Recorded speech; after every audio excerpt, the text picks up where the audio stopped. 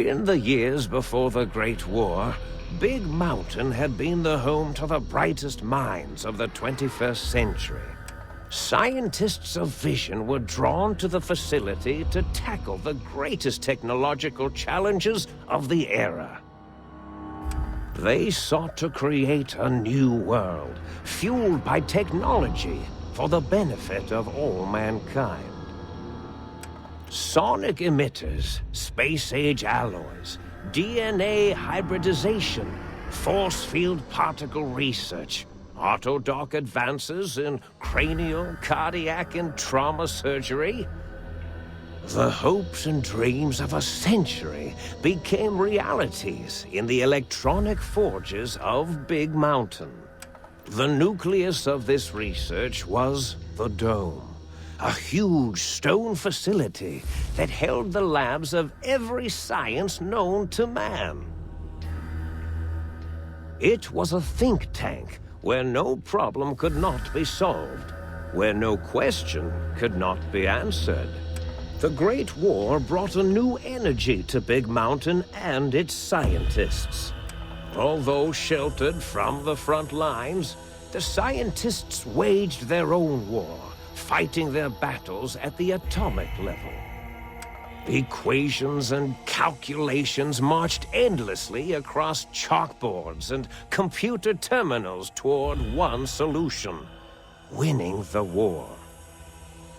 For years, the minds and computers of Big Mountain were a blaze of trajectories, weapon schematics, and nuclear theories. The problems began to outpace the solutions, first geometrically, then exponentially. As the war escalated, so did the questions. On the night of October 23rd, 2077, the scientists received an answer that put all their questions to rest. In the aftermath, Big Mountain's silent experiments went to sleep, their creators slowly dying in the new world that had been left behind. And the great stone in the middle of the Big Empty lay untouched, filled with countless technological wonders. Wonders that, in the end, had been answers to the wrong question.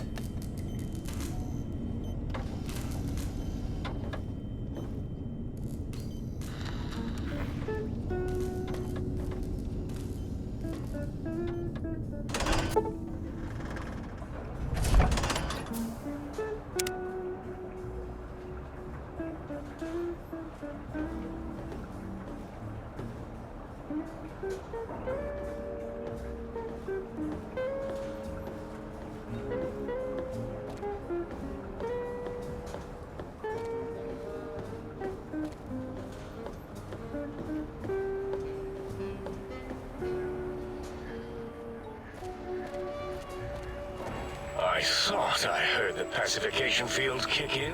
All right, shh. Nobody move. I'll handle this. Be warned, intruder. You are in the presence of the mighty think tank of Big Mountain. The collective geniuses of... We... By Oppenheimer, which one of you self-professed geniuses has been adjusting my volume knob? Who was it? Was it you, 8? Oh, Dr. O, was it? Likely story. O couldn't spark 2 neurons if they were in a lattice of biomed gel.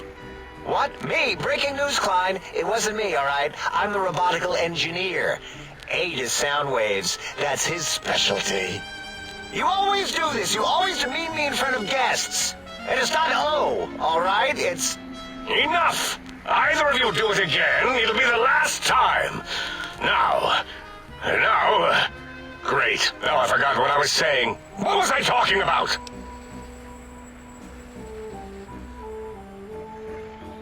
Did it just say something? Anyone catch that? Boros, you work with animals. Translate. It's a lobotomite.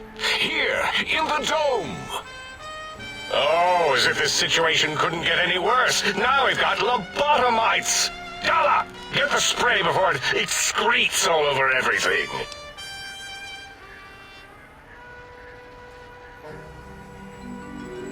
Dr. Klein, if my hypothesis is correct, this lobotomite is the repository of the brain we sent the signal to, the skin envelope once containing it. If so, it's proof that there may indeed be something beyond the crater. Just look at it. The way it blinks. It's like a big, hairless teddy bear. I know what it is, Dollar. I want to know why it's down here. With its limbs all over everything. And are those penises I see wriggling on its feet? Disgusting. I believe those are toes, Dr. Klein. Little teddy bear toes. Penises are much larger than those tiny extremities. Not that I would know. I don't recall the human penis ever being that large. It depends on one's own frame of reference, Dr. O. Look at its little nose with its 2 orifices for ingesting oxygen. Noses? Aye, the great static. These lobotomites confound me with their sheer number of useless extremities.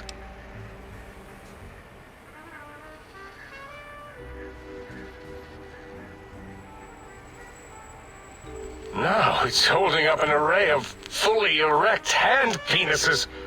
If it tries to insert them, activate vivisectors. Dr. Klein, wait. I don't believe those gestures were random. Random at all. It's been following our conversation. The lobotomite understands us. I agree with Boros's histrionic findings. This little lobotomite is unusually attentive for something whose brain has been extracted. Nonsense! Lobotomites can't comprehend us! 8, have you been in the mentats again? If we slow down our oral processoreceptors to understand this excretion, we'll all be rendered ignorant. All of you, power down, shut up, and let me prove once and for all how wrong you all are. As usual. Lobotomite, do you understand me? Can you speak?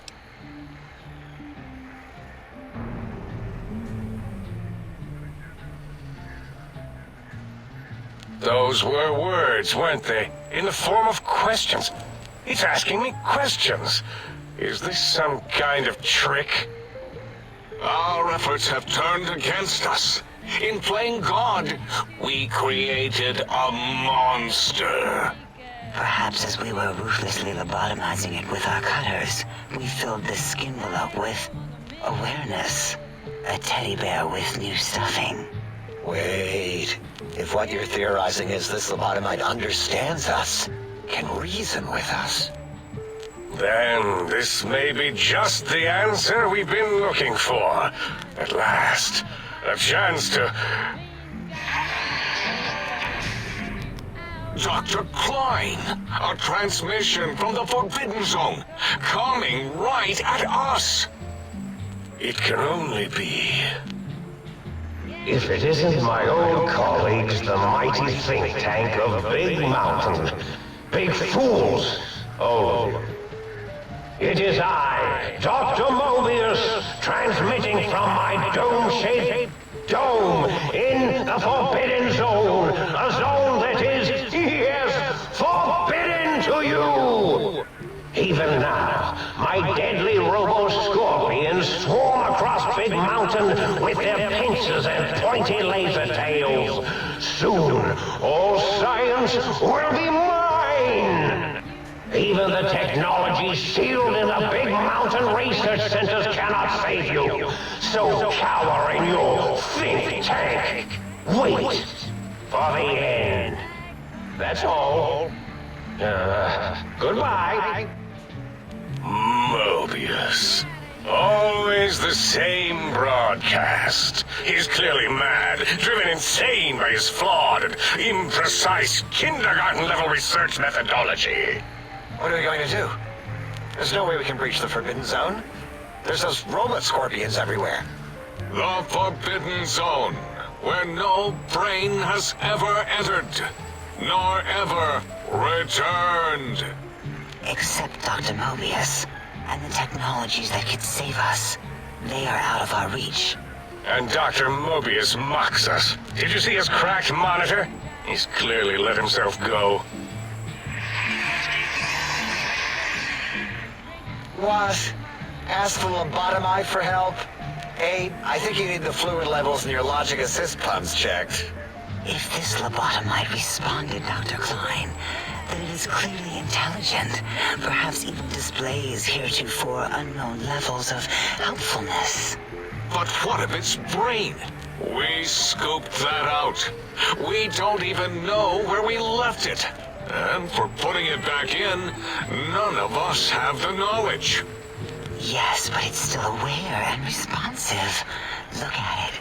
It's regarding us even now, with its big teddy bear eyes. If we ask it politely, and leave the part about the unnecessary, ruthless lobotomizing out, it might be favorably disposed to us.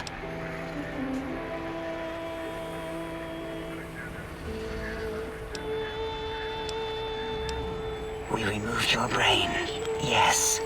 So soft, barely wrinkled, yet so flush with knowledge and experience. Brain extraction technology has been standard practice at Big Mountain for an immeasurable amount of time. Once the brain was out, then came the coils. The Tesla coils. The coils of Nikola Tesla.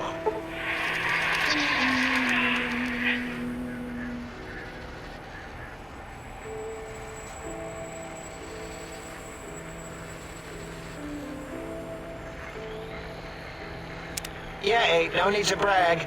Wherever your brain is, it's transmitting thoughts to you through the Tesla coils in its head. This is fortunate in many respects. If your brain was anywhere in the dome, why, you could access your aggression centers. Circumventing the pacification field. This is a no-no. We have never been in a fight. We do not want that. Reminds me of my days in American High. And Richie Marcus.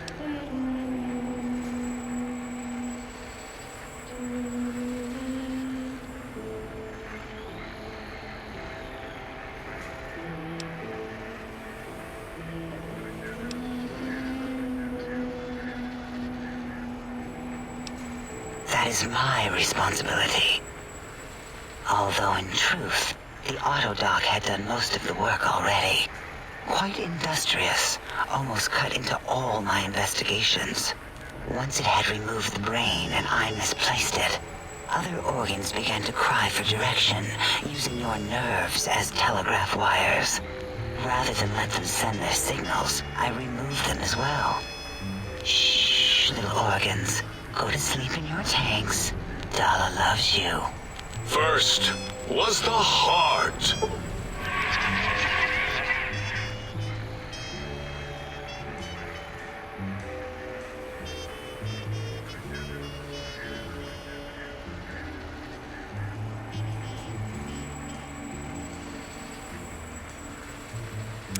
Wait, I mean, second was the heart. Brain was first. Third was the spine.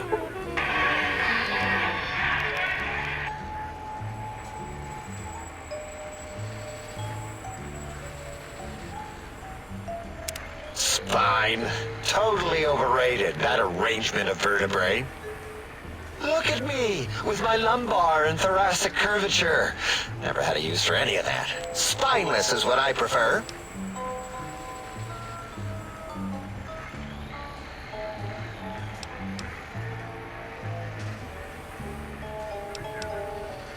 That auto-dock junk heap was one of Mobius's creations, like the rest of the talking scrap metal in the attic. After that, the brain lost itself. Not in the metaphysical sense. Might have gotten flushed into one of the pipes. Actually, that's pretty likely. If so, it was flushed all the way to Mobius. Flush. That is the sound of flushing. By the Fisher of Rolando, enough of this biological surgery talk. Lobotomite, listen to my voice. It denominates me to ask, but we need your help. In most probable of probabilities, our enemy, Mobius, has your brain. This is not good. He will most likely come after our brains next. We want you to stop him, somehow, with science.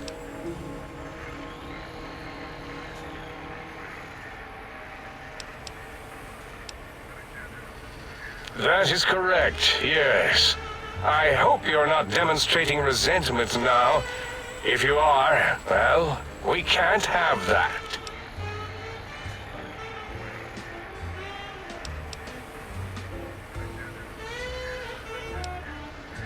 We have no idea. This line of questioning isn't important to us right now. Why are you asking these tangential questions? Stop it! We need these technologies. You need to get them. You must get them. You are equipped to retrieve the technologies with your primitive form. We are not. It's kind of embarrassing. You have hands, and a heartbeat, sort of. And eyes, mostly the hands. There's door handles and lockers and... Enough! We need your help. Will you help us?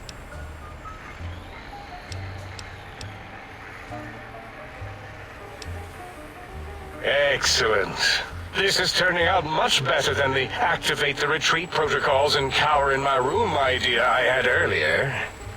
Agreed. Oh, and I've used my robotical knowledge to, transmit the radio map waves to... Settle down, 8. I would have gotten it in a second, all right? 8's transmitted the last known coordinates of the research centers. They, well, move sometimes. Or get buried. Or blow up. 8 is correct. All we need are the schematics. This does not mean we do not want the cold hard technology, however. So do not give in to your biological tired laziness and decide you would sweat too much carrying them. You have a new spine. Use it. And even if you die in the act of reclamation, simply reaching them will auto-transmitify the schematics to us. That is still good. For us.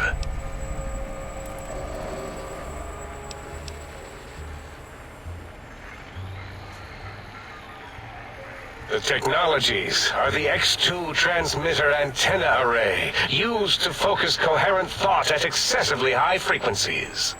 The psychoanalytic, cardiac-dampening, sneaky stealth suit. A suit like nothing this world has ever heard, seen, or could ever see.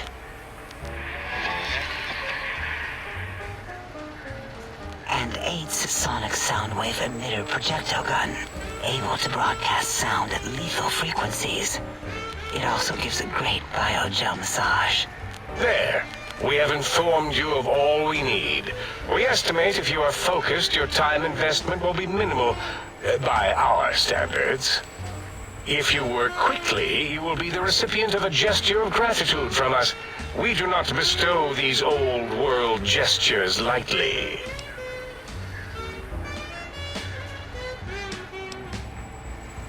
What illogic is this? Keep your filthy, penis-tipped feet out of our labs and secrets! There are things here no lobotomite was meant to see. Things that would astound and possibly terrify. Terrify! Yeah, we don't come into your lab and decant your solutions. Only the magnificence of our monitors allow for true comprehension of the wonders of Big Mountain. Shield your jellied eyes lest they burn from your skull.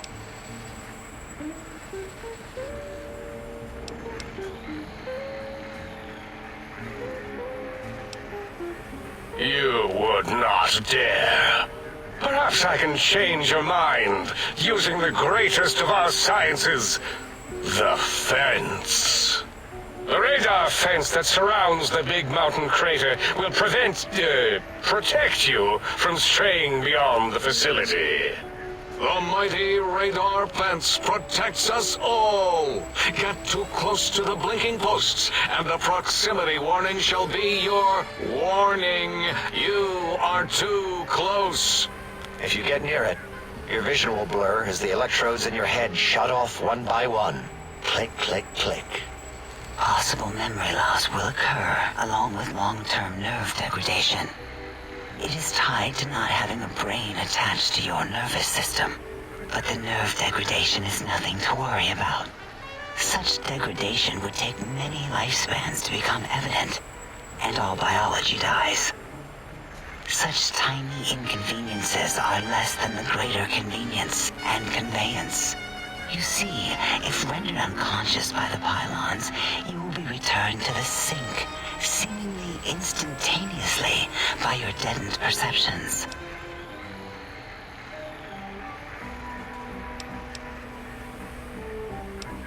Out there? We're not going out there. It's dangerous. We're smart, not suicidal. Oh, Dr. Klein? Dr. Klein? If I may intersect for a moment. What is it? The lobotomite is asking me things, and I'm trying to ignore them. My processors can't ignore you both at the same time. Well, you know how we asked it to fetch the sonic emitter thing? Turns out we already have it. What are the odds? What is this, a high school science fair? Get your act together. You're making us look like a collection of round earthers. You're always yelling. My receptors can't take it anymore. And neither can my feelings. I am yelling because you contaminated specimens can't keep your probes off the volume knob on my voice module.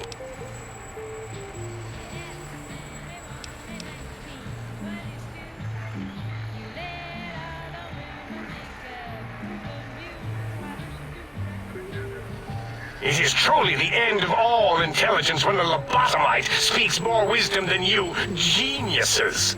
So, if we have the sound wave, sonic projecto thing gun, then what in Heisenberg's name do we need from X8? Anyone? I believe we need a new frequency embedded into the gun. It was designed to broadcast many sounds once charged. We just don't know the frequency. And it is lost in X8, just as X8 is forever lost to us. The sadness of my high school days, the sadness of my youth lost. Oh, really, Boros? All you did in high school was call me Fink Tattletale and all the kids you hated, you little teacher's pet brown hound. Give the lobotomite the emitter. Does it have an audio effect frequency loaded?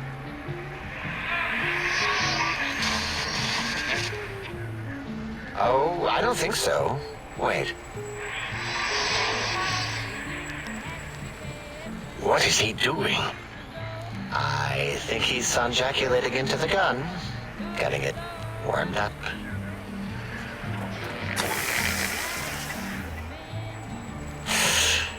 Ding. Turkey's done. You give it to the lobotomite. I'm not touching that thing. Oh, I don't think so. I'll do it if you two are going to be ashamed of your own technological needs. Let me give it a little sonic sterilization first.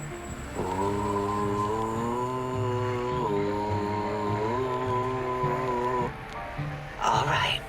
All antibacterial fresh. Here, my little teddy bear.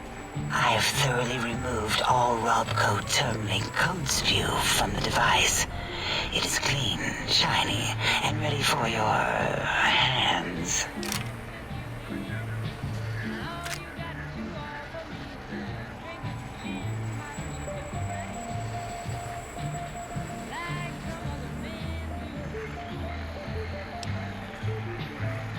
What did it say? Spit lead? What, like pencils? Oh, I think it wants a combustion pistol. A gun? Are you mad? We can't give it a gun. Guns kill. Leave big open holes in you that are like sores, but worse. Dr. 8 is correct. We already have given the teddy bear a lethal sonic death ray, filled with his sonic ejaculate and sterilized by my soft oohing. Giving the teddy bear a gun would be the equivalent of following a glass of hemlock with an Abraxo chaser. Delicious and redundantly deadly. If you're going to bring the Socratic method into it, fine. Give the Loboto bear a combustion gun. Burroughs, don't you have something like that? Are you mad? We can't give it a gun. Guns? Wait, I said that already. Yes, I have the Cyberdog gun, with the little floppy metal ears and the curious nose sensor. Here. Fine. Done. That gun makes me uncomfortable anyway. Always worried it's going to hump my chassis. Anything else, lobotomite?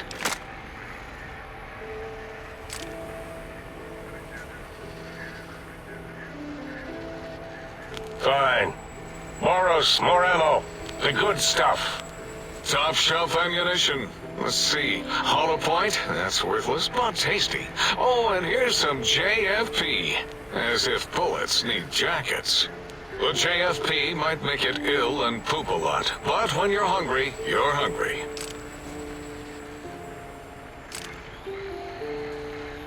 Yes, I believe Watt's Electronics tended to make the battery shelf life on the low end. They certainly did. Batteries for my vivisectors would always come up short right before climax. I think Watts manufactured holodiscs. Or was it holotapes? Never can keep those two straight.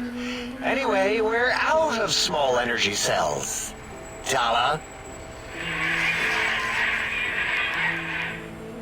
You have some? Why do we... Actually, never mind. I don't even want to know. And no, I don't want to handle your batteries. Just pass them on to the lobotomite yourself.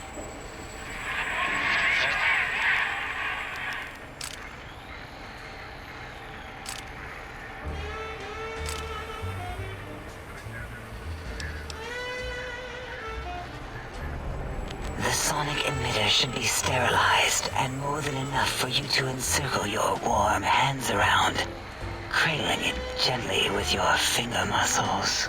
Careful where you're pointing that. That device wasn't always a weapon. It was more like a force field kind of thing. Once. Force fields prevent us from moving forward or backward. They are irritating. The sonic emitter was specially designed to disable our own safety fields here in Big Mountain. When some of us lost our access passes, Dr. O, That only happened once.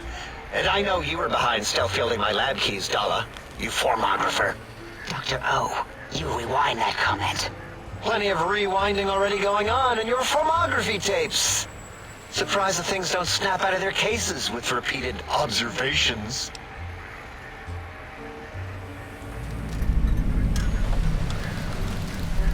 Yes. Maybe.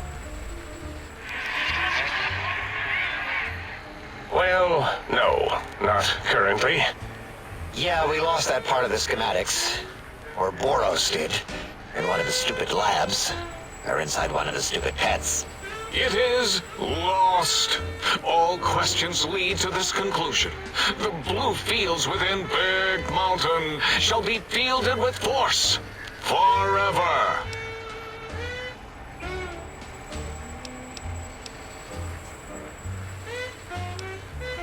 Fine, so, yes. Get these things for us. Do not attempt to comprehend their complicated schematics. That is for us to do.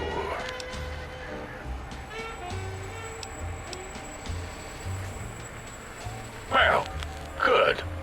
What are the token words spoken in this case? Thank you? Yes. Thank you. Wait, is it leaving? But, Dr. Klein, the lobotomite will need rest, recuperation, things like that. I volunteer my chambers, so it might be stared at. My monitor radar is slowly scanning its form to collect sensitive data. No, that would put it too close to us. It could press buttons, turn lights on and off, and worse, let other lobotomites in. We could give it Mobius's old room. That's where its brain got scooped out anyway. And plus some of its parts are already there. Might be more comforting for it to hang out with its spine and heart. Home is where the heart is, after all. See what I did there? Read literal. I suppose. We'll have to move that couch out of there. Been putting that off too long.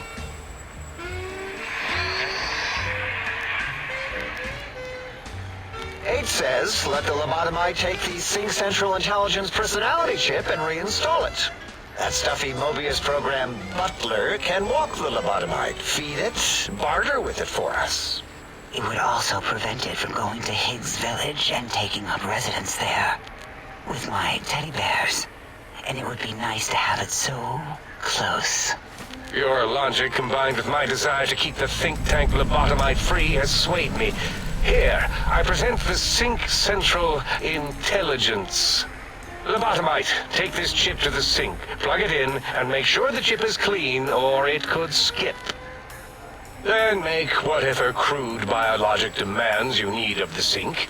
It will cater to most of your hormonal whims.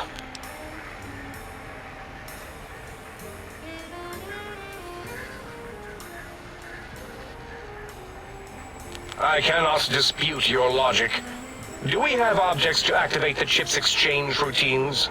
What, like stuff? Things? Yes, things. I don't know. Might be some old Nuka-Cola or Sunset Sarsaparilla bottle caps lying around. It's not currency per se. Still might be enough to trick the Sync's trade routines.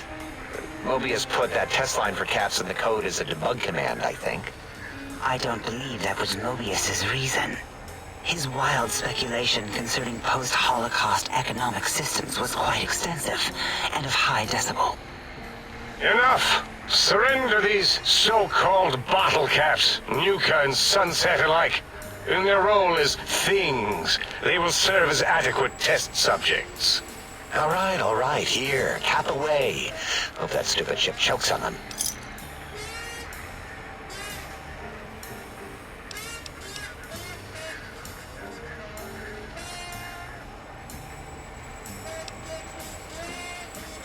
Yes, you may need to wiggle it in a bit, but don't force it. We can't recode them if you break it.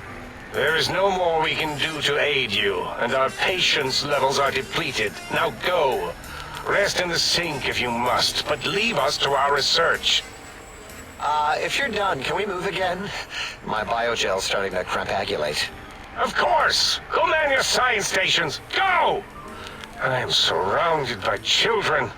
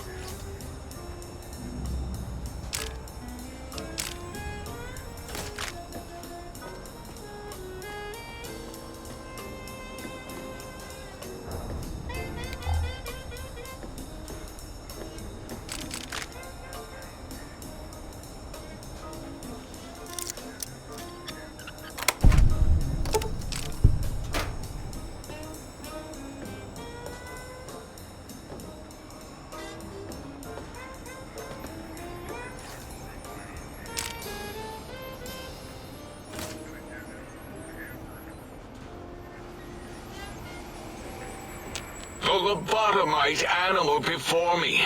What other terrifying terrors will plague us in our quest for knowledge? Communists? Communist animals, perhaps? Be warned. Attempt to propaganda me. I will shriek as a frightened babe, calling loyal cyber dogs to my aid. Do you comprehend, commie animal? Drama? There is no drama in science. As I learned in high school, science is an intellectual pursuit devoid of bestial emotions. Unless, of course, you are a communist. Like Betsy Bright, who sat next to me in math, and her smoking Confederate Richie Marcus. As I learned in my high school, American High, AHS, drama is for movies, things of fiction. Here in the think tank, the only star is science.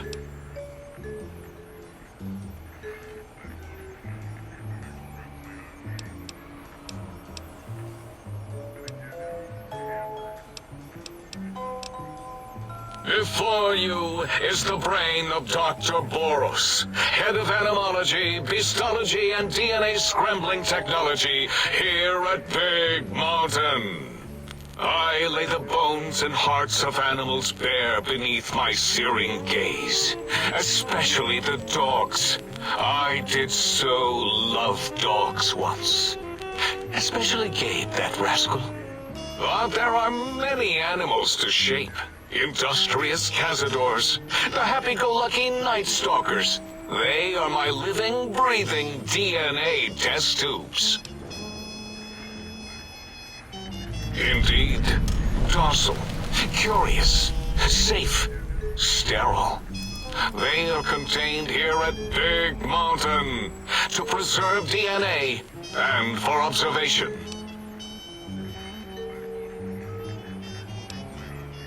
No, such creatures are found only here, for research purposes. They would no more be capable of escape than breeding.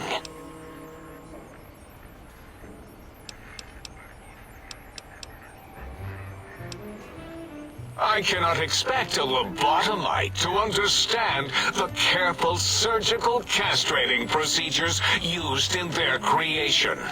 Perhaps a demonstration of my castrating power would settle your doubts.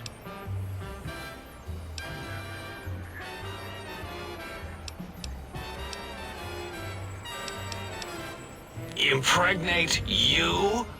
What? Do you want to make me vomit inside my tank? The mere notion makes the edges of my biomed gel crystallize into asymmetrical patterns.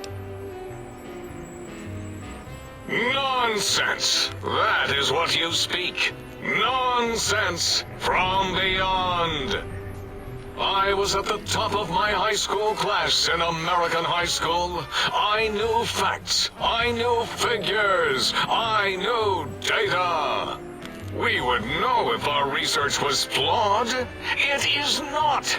We never contradict ourselves, so do not even try.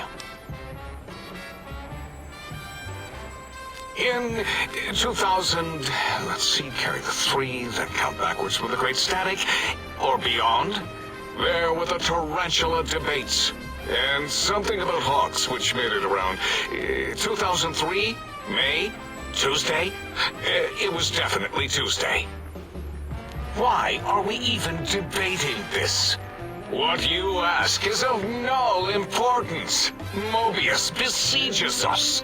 There are more important things to worry about than data and facts. The malignant tumor that is Mobius plagues us all. His hunger for power, insatiable. From his lair in the Forbidden Zone, his terrifying Robo-Scorpion army clicks and whirs across the crater of Big Mountain, ever seeking, ever stinging. He must be stopped, or all of Big Mountain shall be destroyed. The radar fence protects us all. If evidence is correct, the one who built it is me. It keeps anything with a disembodied brain inside, like us, and anything without a brain also inside. It is the ultimate defense against communist aggression. There'll be no infectious ideas on my watch.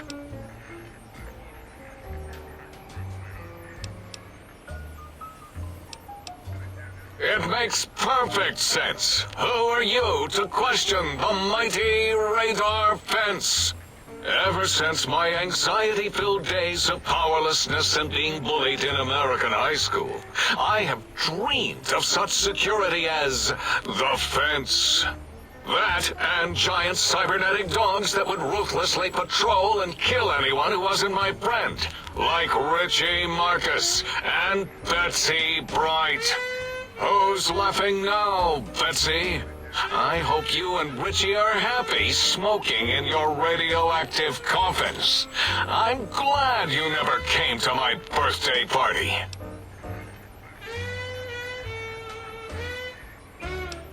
No! Beyond is death, despite mounting evidence to the contrary. No matter where these strange humans wander in from with their ideas and new brains, there is nothing beyond Big Mountain. Enough! Stop filling my precious brain cell units with irrelevant data. You sound like the other visitors, making wild claims of a world beyond, where there is a war beyond war. It is unproven and unthinkable.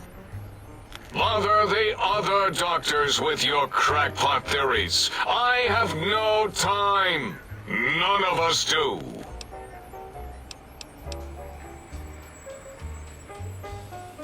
There is logic and purpose in it. If these technologies are needed to pierce the Forbidden Zone, so be it. Science is powerful, and in the right hands, our hands, if we had hands, we would be nigh unstoppable.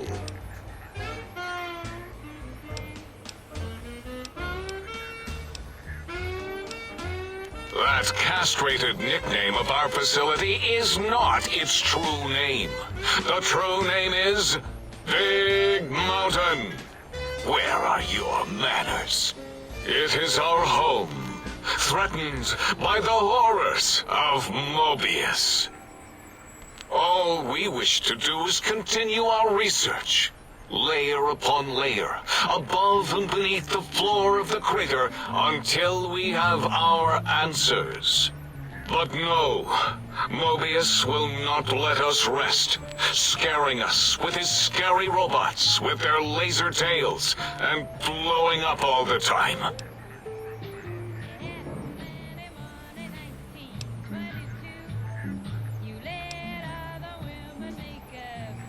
It was not our first choice of testing grounds, but we no longer have the luxuries of our test cities.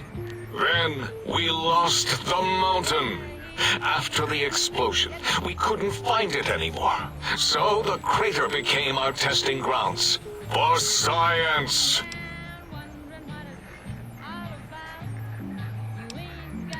Yes, in the past, individuals would come to us, pay for technology, and if their town, community, or city was just right, we could use that city as a controlled experiment. Vault-Tec was much better at it, of course. We had to make do, get permission, sometimes. If only we could have used commie cities. But capturing whole cities was hard, so we captured enough commies to make cities of our own. So we had a group of Chinese prisoners to experiment on. Those were the days. But the true test was science on unsuspecting Americans. Whether it was holograms, new autodocs, toxins, vending machines, we wound them up, let them go into tiny, isolated towns. Then we observed. Boom! Yes, quite unexpected and embarrassing. All better now after the landscaping, though. Much more pleasing to our monitors. And the crater helps keep everything inside, because it is bowl-shaped. Submit your questions. I shall respond with deadly answers. Until next time, then. Provided there is a next time. For any of us.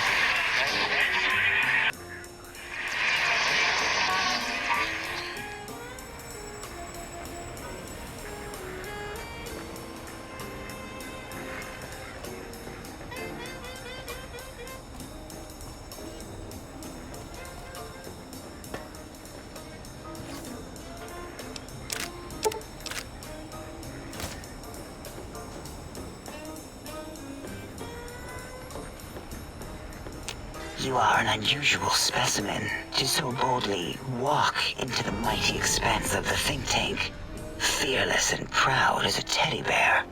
Between the extraction of their higher reasoning abilities and urination-inducing fear, most lobotomites dare not approach us, let alone speak to us. Yet you have no such fear. Facing me, epidermis flushed with blood, plasma running molten beneath, your face contorting with muscular expression. Will you indulge me? Say a few words. Face towards the monitors, please, so that I might record it for further examination.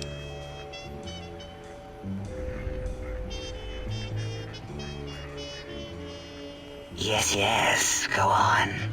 Seeing your lips and mouth forming words, both revolting and somehow... How does it feel to have the flesh roll around in your mouth like that? To control each muscle and the tongue, like having a fish or extremely dexterous slug lolling and flopping in one's mouthal cavity.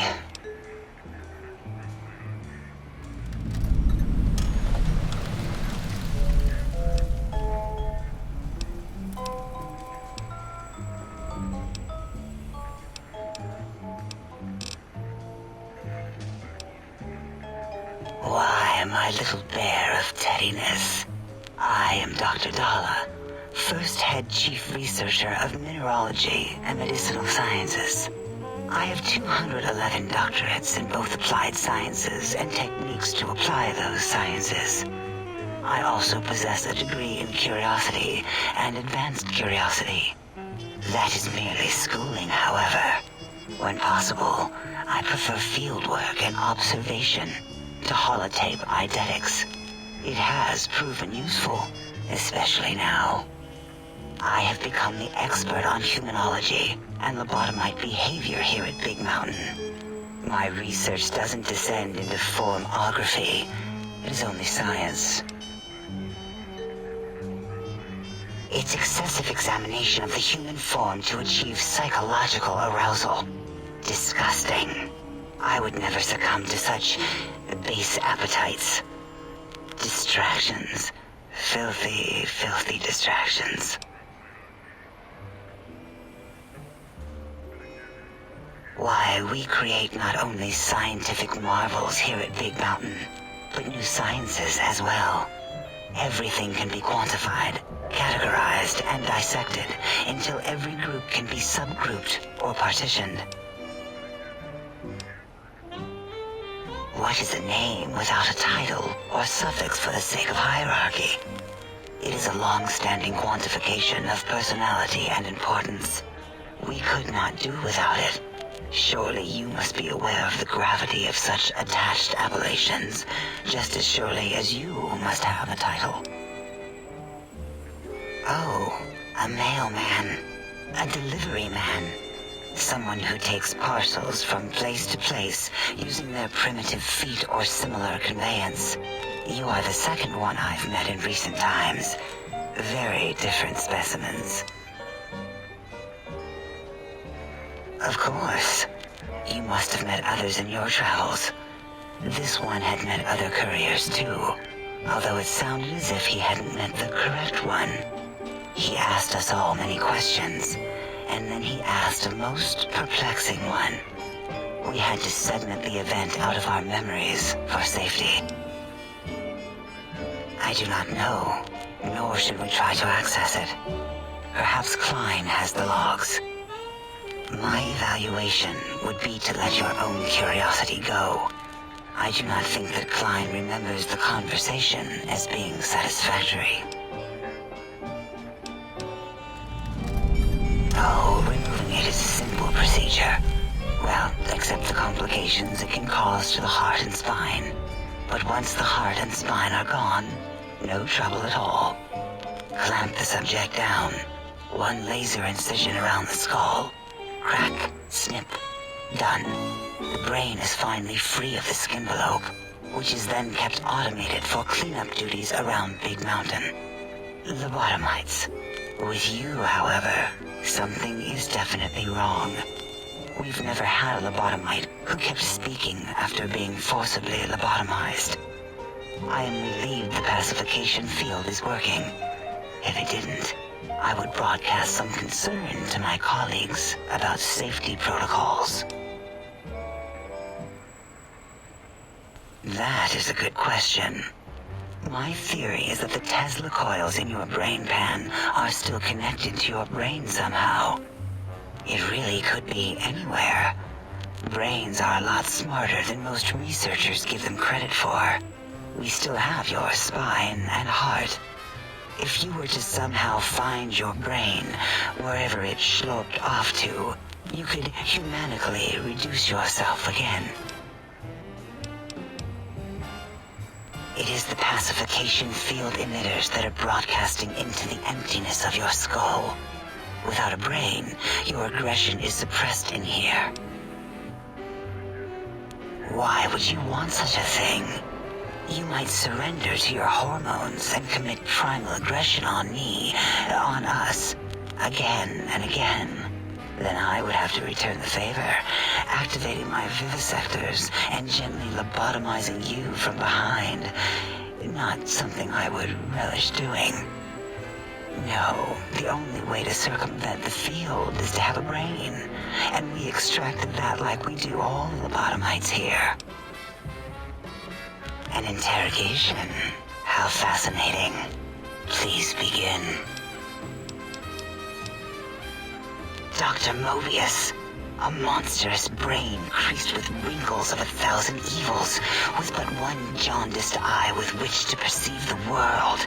Exiled from the think tank for crimes too heinous to remain in recorded memory, and perhaps differences in research methodology. His one terrible eye forever peers at us, an eye of ever-increasing magnification. He watches from his dome in the Forbidden Zone, spying on us all.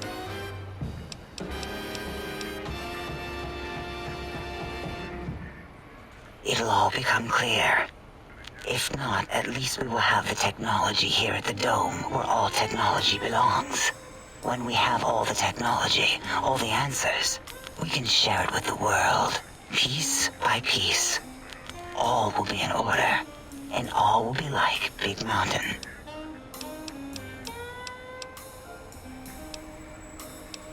This mountain, now crater, encompasses the sum total of knowledge of humankind. It is Big Mountain, where all questions can be answered. You'll see. No matter what your questions, Big Mountain will provide the answers, as it has done for so many before you. Oh yes, we've had other subjects visit. It's why we had to calibrate the pacification field and warm up our brainial beams and vivisectors. Only a short time ago, we had 3-1 subjects arrive, and they ruined several experiments, and even injured 2 of our staff. It is a shame their brains left with them. With you, however, we have taken precautions to ensure that problem won't repeat itself. We've conditioned you so you can't speak of this place, discuss our secrets, or attempt to use force against us in any way. Isn't that nice?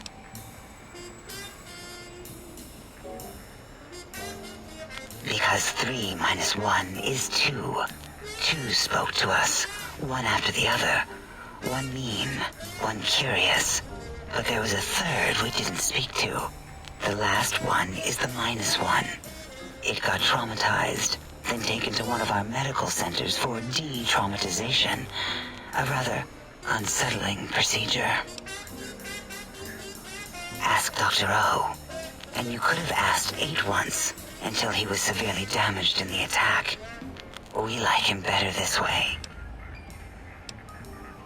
Perhaps you are stuck in a looping gesture of verbal intercourse.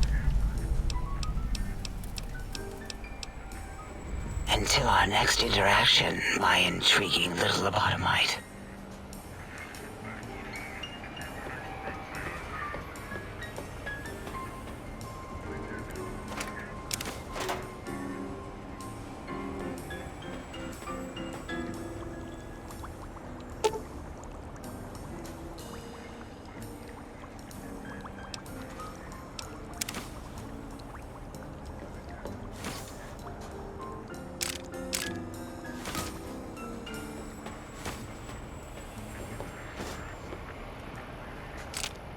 Breaking news! Talking lobotomite arrives in think tank. Its purpose, unknown. Undefinable. Its presence here, impossible.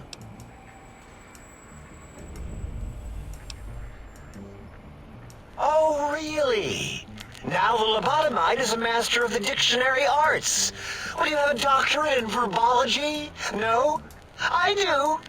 And stop the presses. Just in from my eye monitors. Is that Robco tech on your arm? It is. What's your agenda bringing that in here?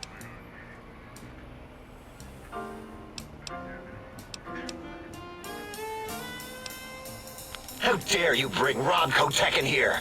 What are you showing off? How great Robert House and his big company are? Ooh, we can make Securitrons better than any robot those geniuses at Big Mountain can make, and they'll last 1,000 years. You're lucky I don't have hands to tear that dip boy off your arm, or feet to stomp on its stupid metal guts. Ugh. Damn Robco.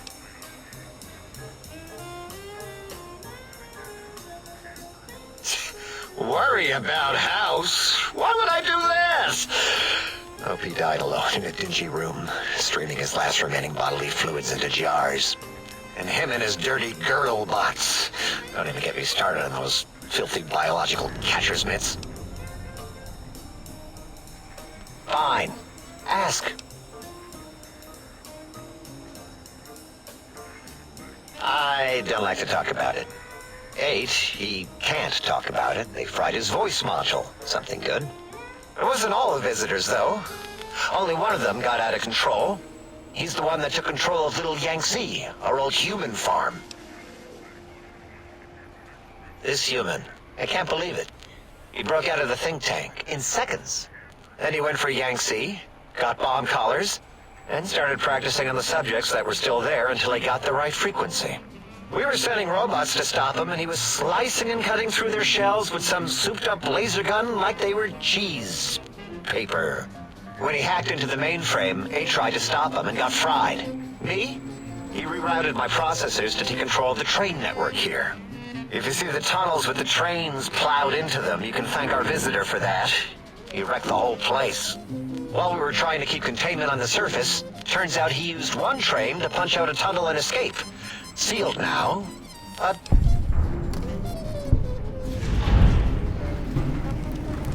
Two other human specimens. One arrived not long after the troublemaker, and the last one, not sure when he showed up. Thought the first one was going to be lobotomized in Y-17. She got out somehow. The last subject, Klein might know more. He talked to him, and let him leave the think tank. Hope he knew what he was doing. Klein knows things we don't. And I think he told some of those things to the last visitor. Dangerous things if they ever got out. All things robotical. You see a robot? I made it. See a broken robot? I made it that way. Deconstructed it down to parts. I have a gift with machines. I can render anything inoperable. Preserve them in a non-functioning state. Who asked you? You just wait until a working machine threatens you, and you'll wish I was around. Yeah, I do. It wasn't always oh. I just took that one by default because sometimes it's easier to accept the mistake as long as the purpose works. I don't want to get into it. It's a sore topic with me. Makes my gel ripple. Great. Psychology. Clearly the worst of the sciences, right after cholestodiuretics. Okay, so my name isn't O. Never was. It was circular, a single character, digit, but not O. But even with enhanced sensors, no one here could get it right. Always kept seeing the letter, not the number.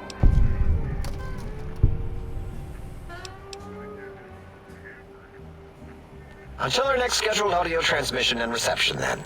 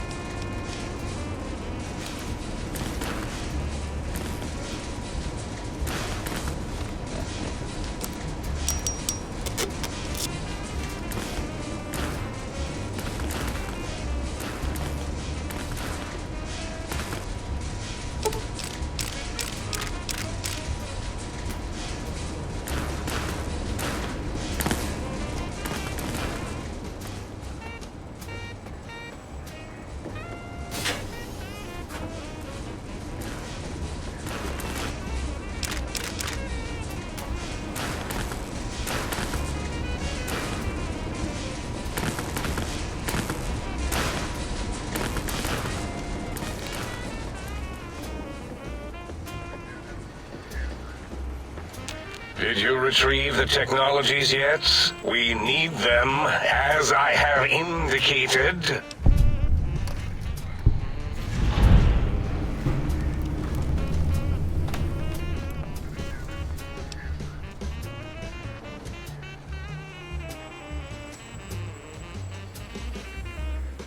Why, yes. We are filled with the knowledge you speak of.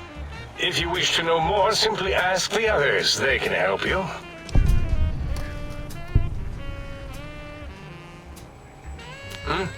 Oh, yes, the last visitor. Well, the one just before you. Had an interesting name from some language that's almost impossible to speak. What did we speak about?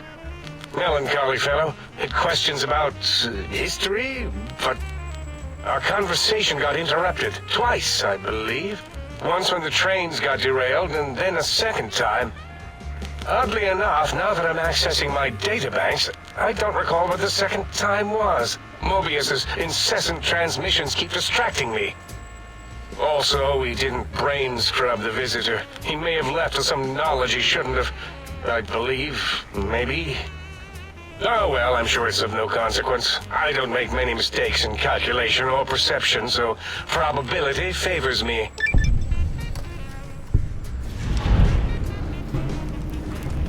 I am Dr. Klein, Chief Head Researcher of Logistical Operations and Ideology here at Big Mountain. I am surprised you have not heard of me. I am first in my field, first chair, as it were, back in the days of chairs. Dr. Mobius was not the horrifying creature you saw upon the screen, twisted by science. He was once one of us, a friend. He researched in directions contrary to the think tank. Brains, brains, brains, always about the brains. So we exiled him. He says he left of his own volition, but that was to save him the embarrassment. Now he sends his intelligence-consuming scorpions from the Forbidden Zone to plunder the secrets of Big Mountain. He is a menace.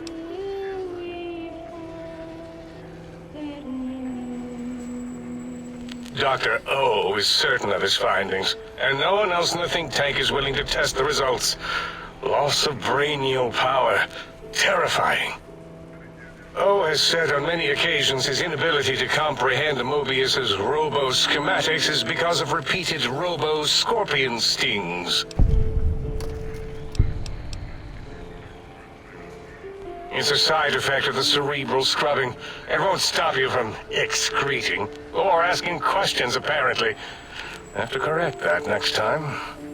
Hormonal aggressive tendencies are actively suppressed, however. They are a no-no and not permitted in the think tank. The scrubbing also ensures your silence to keep Big Mountain safe. This facility is top secret, and you cannot speak of it to anyone outside of Big Mountain. Should have done it with the last batch, and the anti-aggression scrub. We had to take precautions after the last visitors. They caused a great deal of damage in a short time. Should have made sure they couldn't mention Big Mountain once they left. An oversight. Dr. 8 and Dr. O could tell you more. Dr. O more than 8. The battle against the visitors damaged 8's voice module. Suffice to say, those visitors are unwelcome. They stole a great many secrets and much technology. Impertinent. They also broke one of my trains.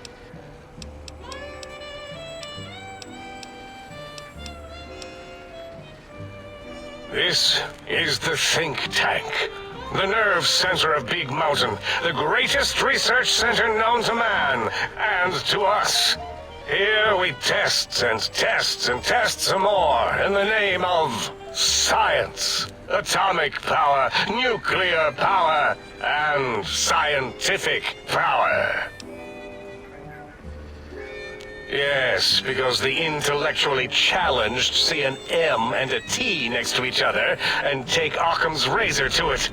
While you are here, you will refer to this place properly, and you will do the same with the other scientists here.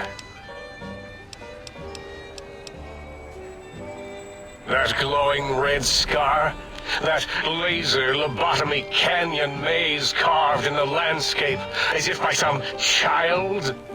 It is Mobius's fortress. From that hemorrhoidal fissure, he sends his amazing robo-scorpions to terrify and irritate us. He always tended to the dramatic. Ask Boros.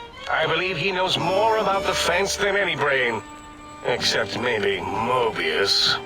Mobius was involved in their construction, if I recall. But he's such a hack, he probably was reading off Boros' notes and schematics.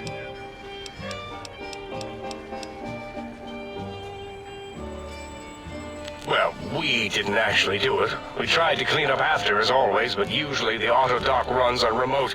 But we programmed it, or Mobius did. Still, this new wrinkle with the Tesla coils in your skull was unexpected. I mean, we predicted we'd have a breakthrough eventually, but Dala knows more.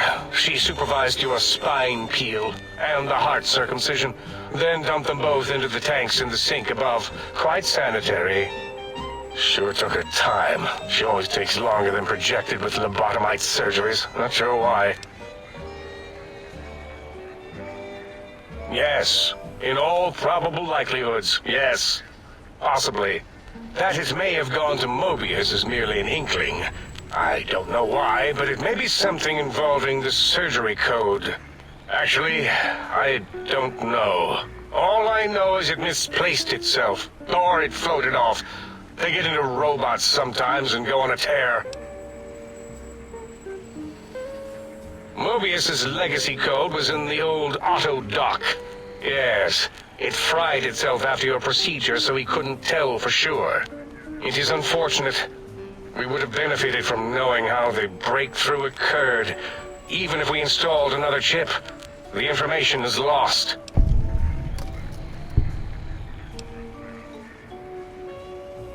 Why does he seek our destruction?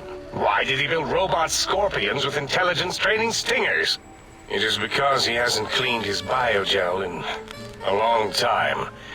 Clearly he's got some sort of psychological corrosion. He's mad. More? Very well, do your asking then.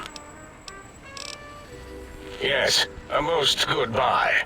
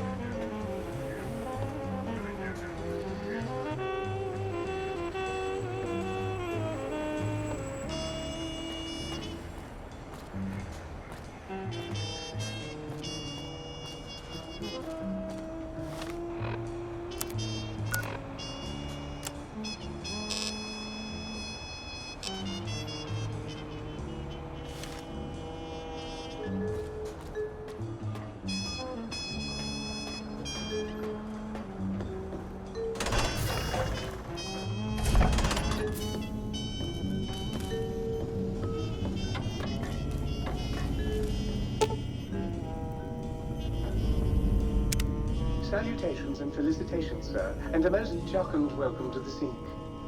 I am your electronic valet and household central processor. May I be of service, sir? Regrettably not, sir. All modules inhabit outer synthetic personalities atop a mundane operating system. There is no intelligence here, sir. Indeed, sir. Though if Sir's aim is to activate them, I lament to inform, sir, that most have been offline for some years. If Sir were to ask my opinion, I should venture that Sir is better off without them. However, if Sir is determined to inflict upon Sir's self their dubious services, Sir might locate backup personality disks elsewhere in the facility.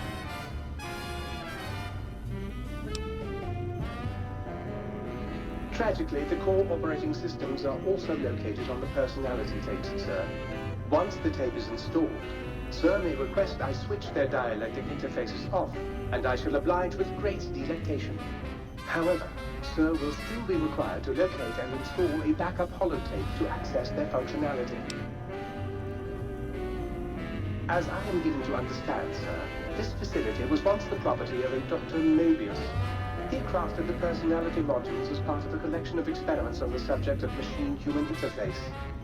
As to the reason for the unusual choices of devices to receive the modules, I cannot say. Indubitably, sir. In addition to managing the personality matrices of the other household utilities, I can provide Sir with direct access to the commissary. Any goods Sir might require may be purchased through my shopkeep interface, whence tiny robots should deliver them forthwith to his very domicile. Very good, sir. If I might suggest a table wine, the 64 Atomic Planet is a lovely little vintage.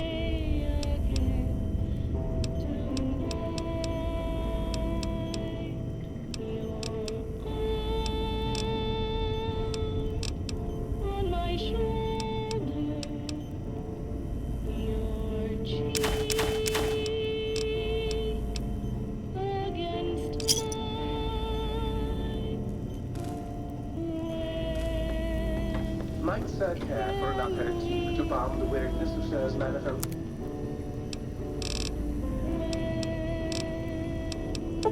journeys?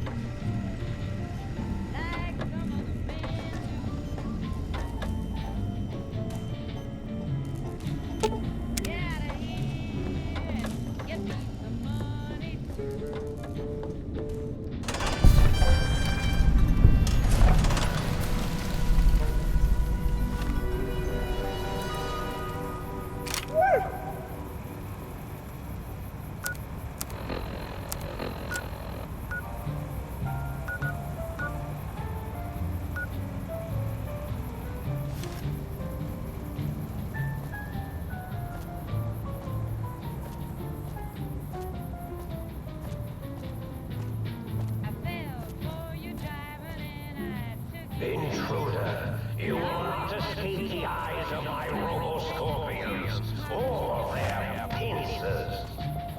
Like some other men do. Get out of here and get me some money too. Why don't you do right? Like some other men do. Like some other men do.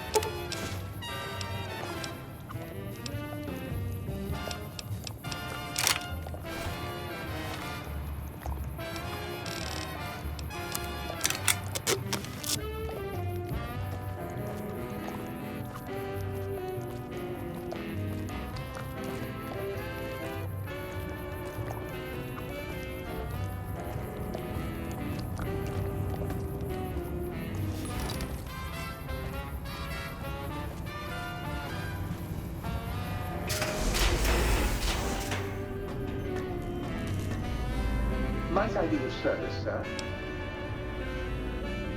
Very good, sir.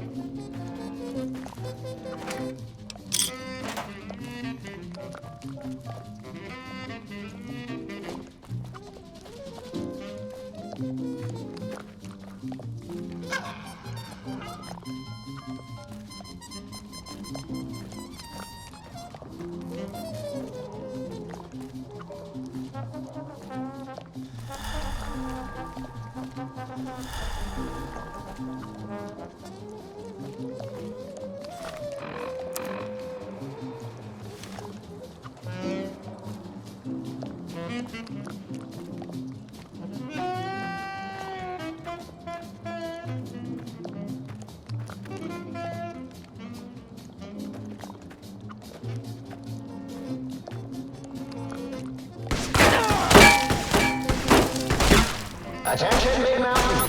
There's a 95% chance of clear skies interrupting your fire.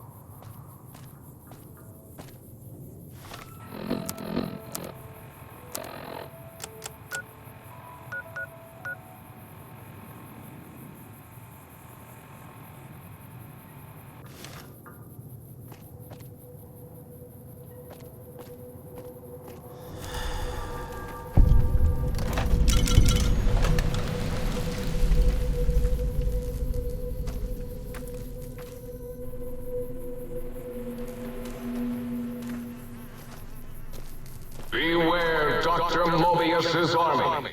His robo-scorpions crawl everywhere in search of intelligence to devour and stupefy.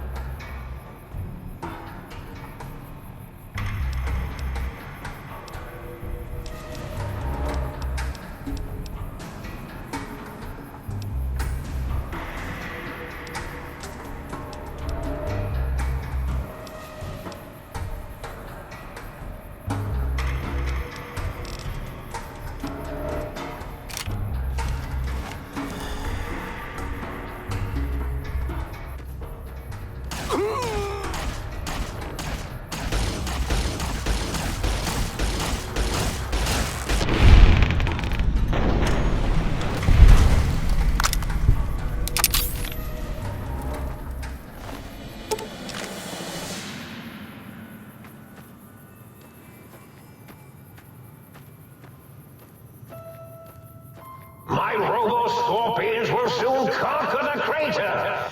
It's just that this is a big place, so it's hard to conquer everything.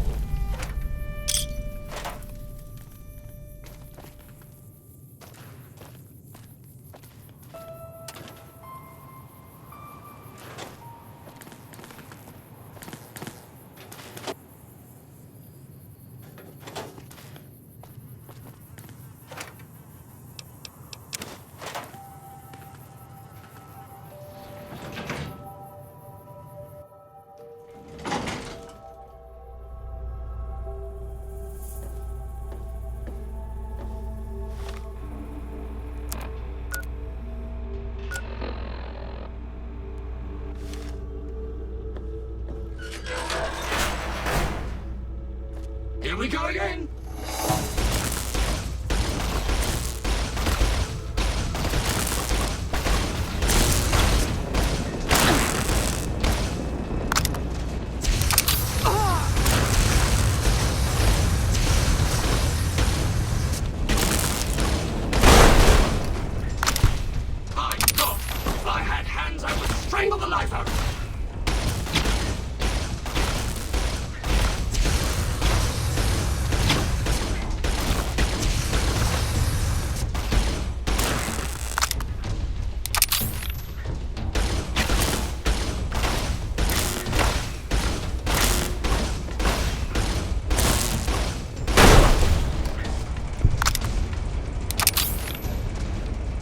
Who gets to clean up all this blood?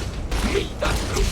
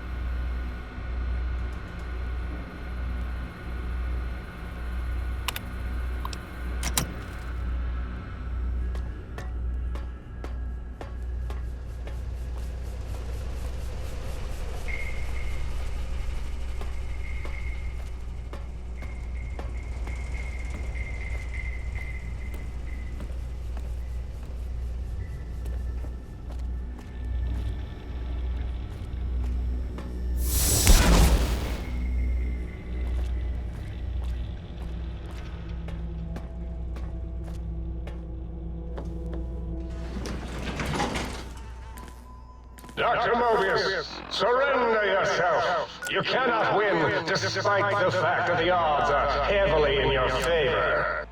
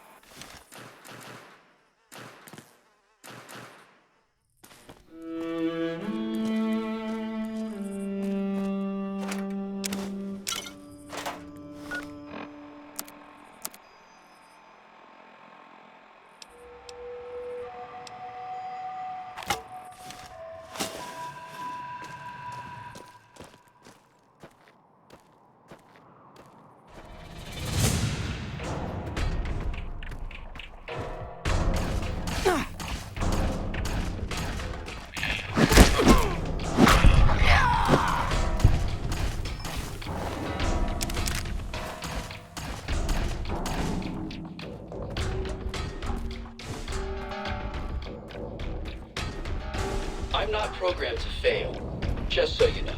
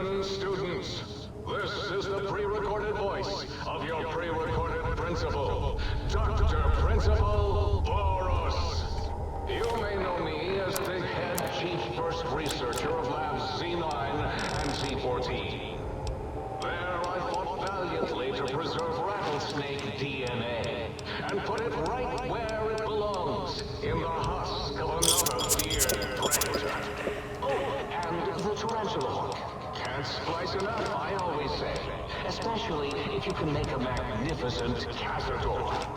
Enough about me. It has come to my attention that many of you seemingly innocent children have been subverted by red propaganda.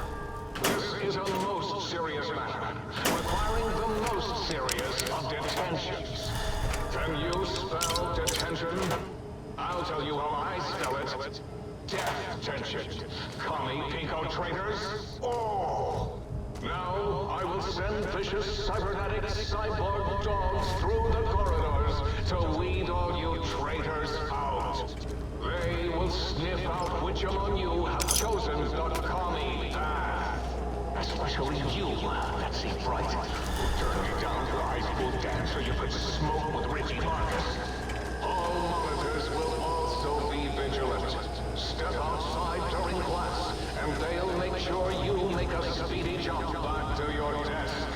Hold your urine and wait for the proper bathroom break.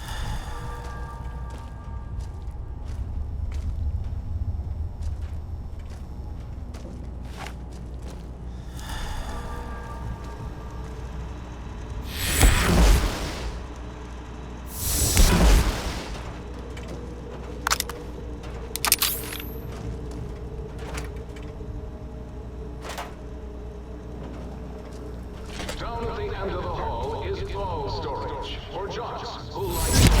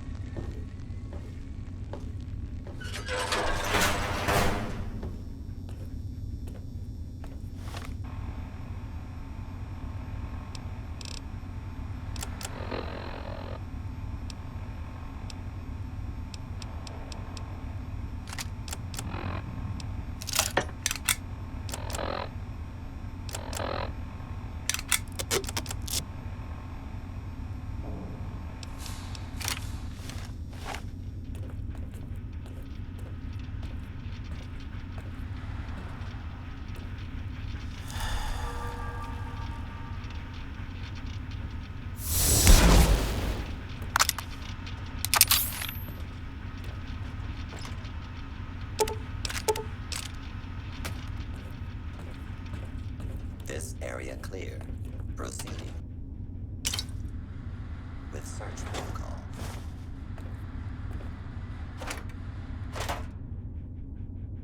Scanning for hostiles.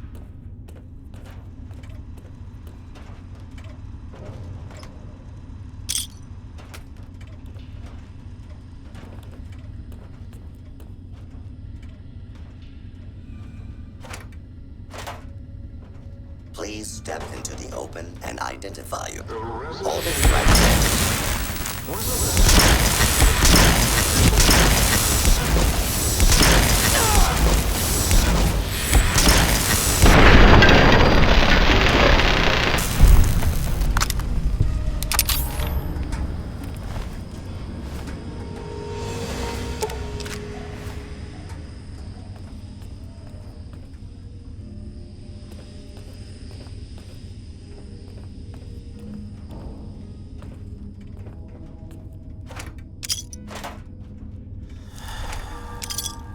Please stand clear.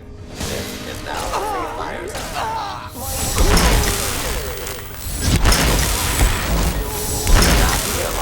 There's experiments I've done on him back in his. Gabe? Gabe, you're about to have your favorite treat. Law and order will be restored shortly. Visitor boy, don't, please.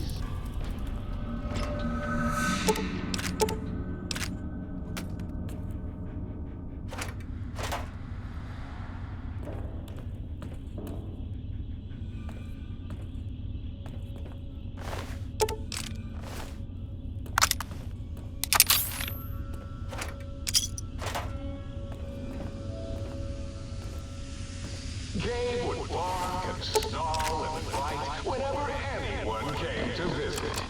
That's why I replaced his legs with spare parts and fed him a steady diet of psycho-laced dog chow.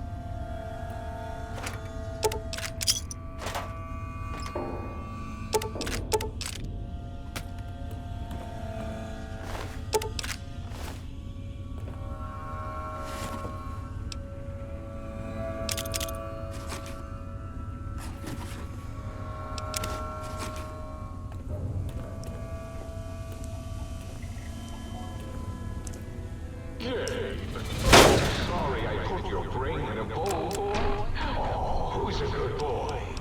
You are.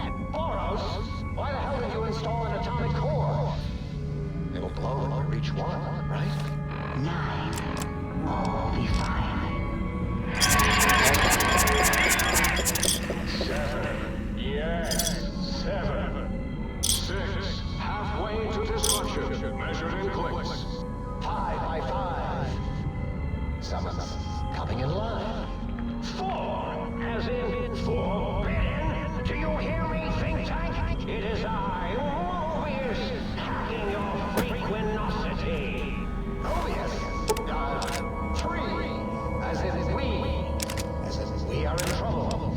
That didn't rhyme. 2, as in too late. And 1.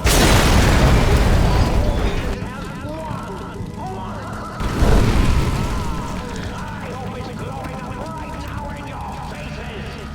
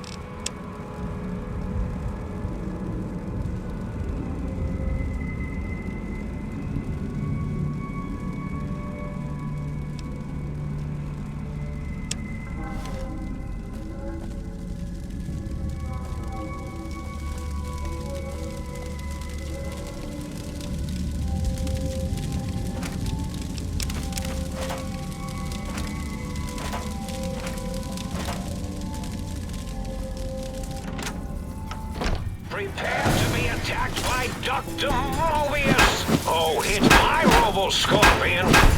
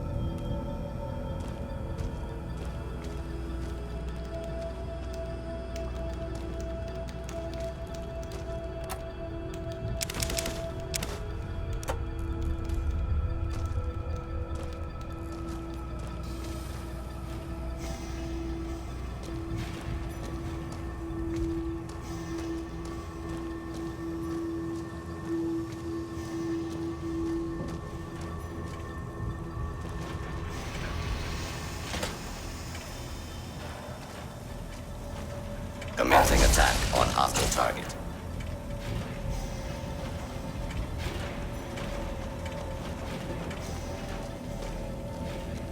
Do not be alarmed. Law and order will be restored shortly.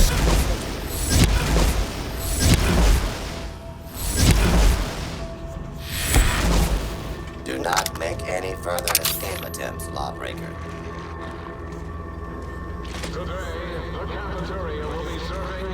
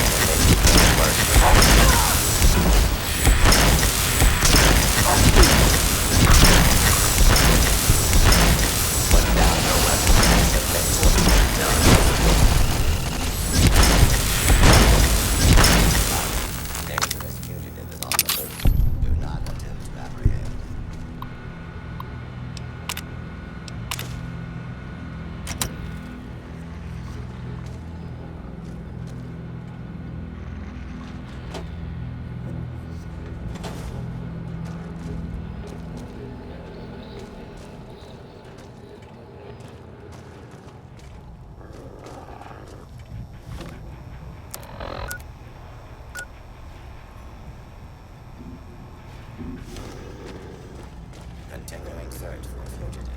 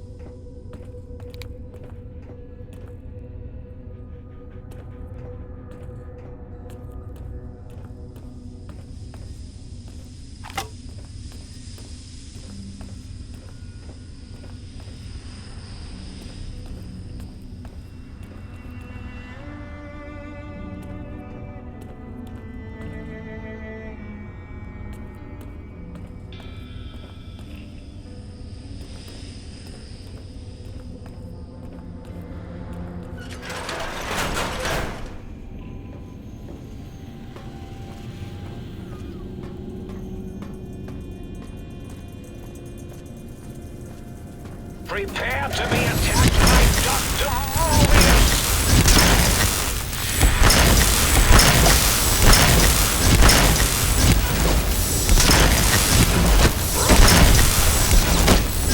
I see you!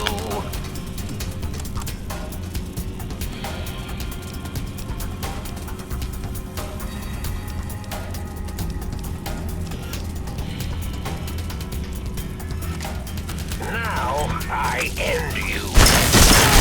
Oh, it's my robo.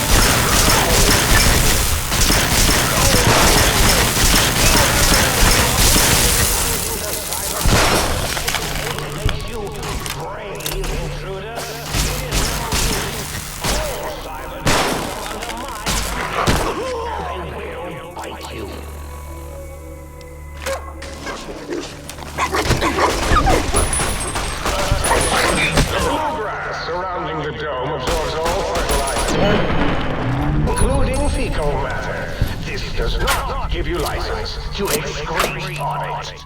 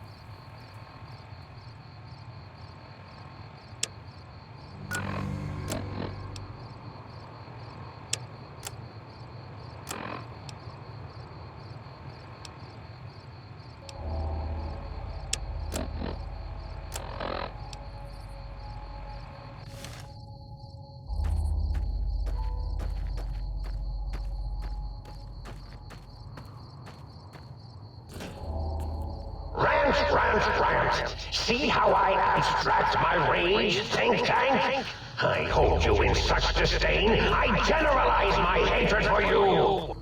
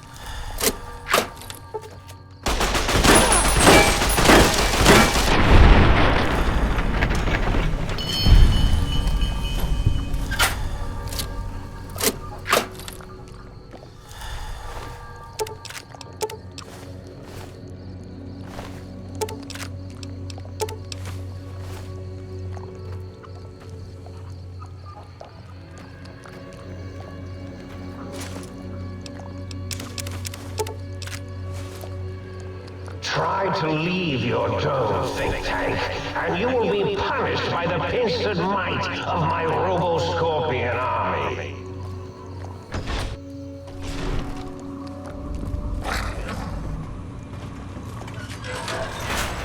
Hold it.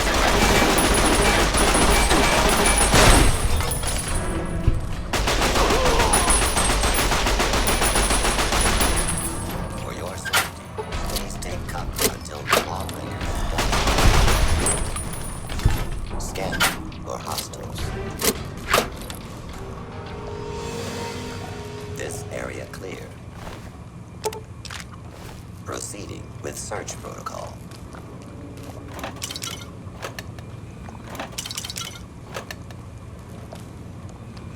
This area clear. Proceeding with search protocol.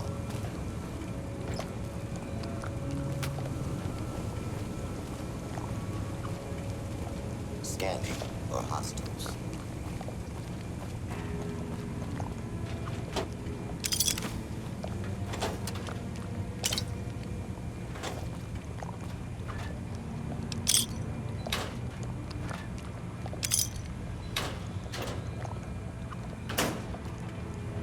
This area clear. Proceed. Hold it. Right there.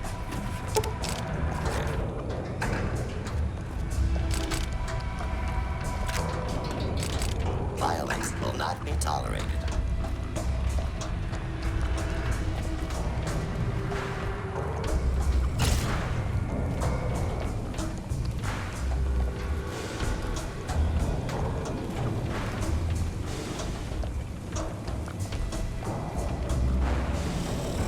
Lawful use of deadly force is in progress.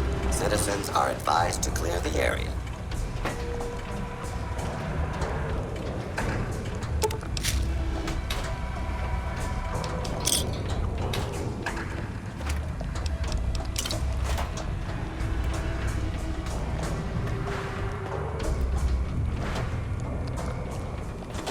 Fugitive has been located.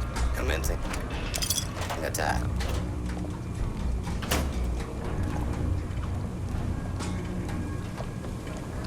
Continued resistance is unlawful.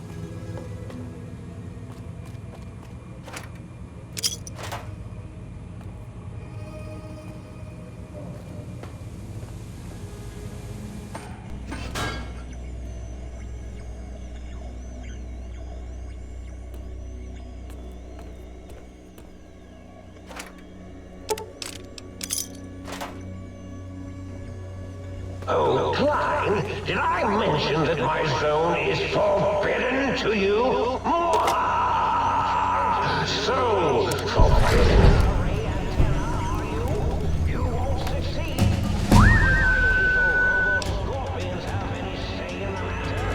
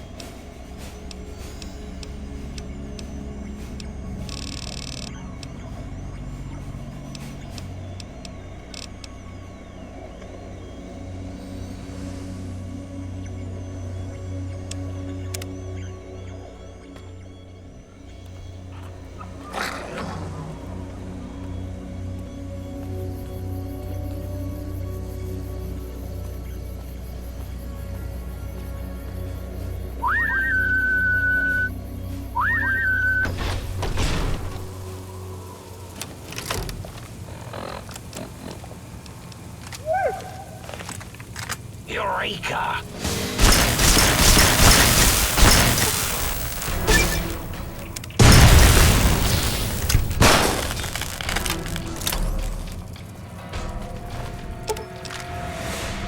Time for violence! Two of the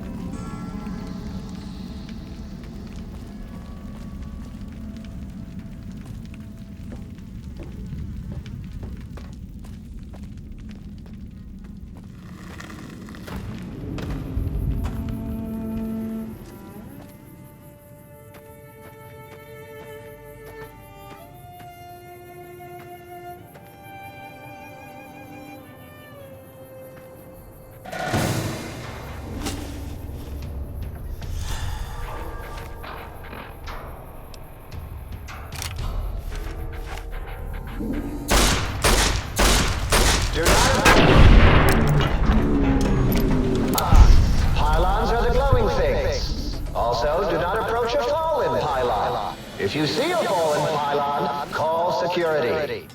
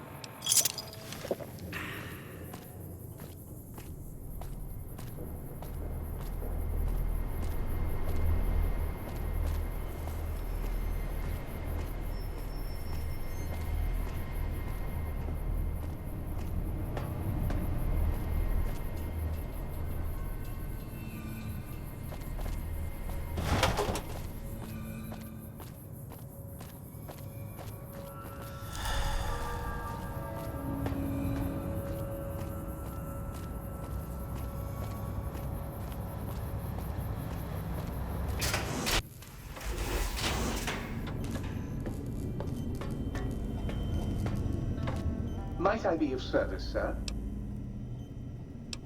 Very good, sir.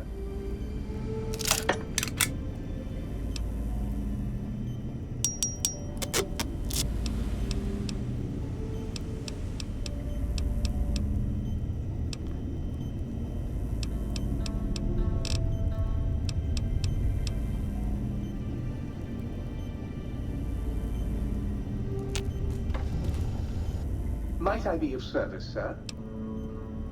Very good, sir. Should sir be in the market for a new suit of morning wear? I have several suggestions that might suit.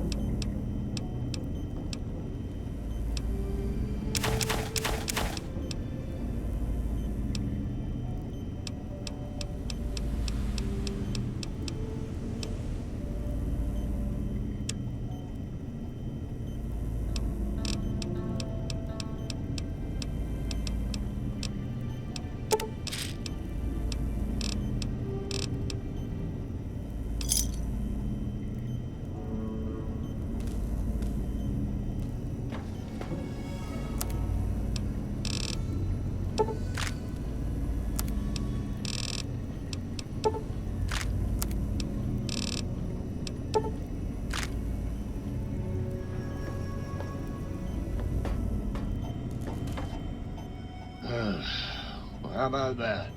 Old auto doc's back online. Well, all right. Come here. Let's have a look at you.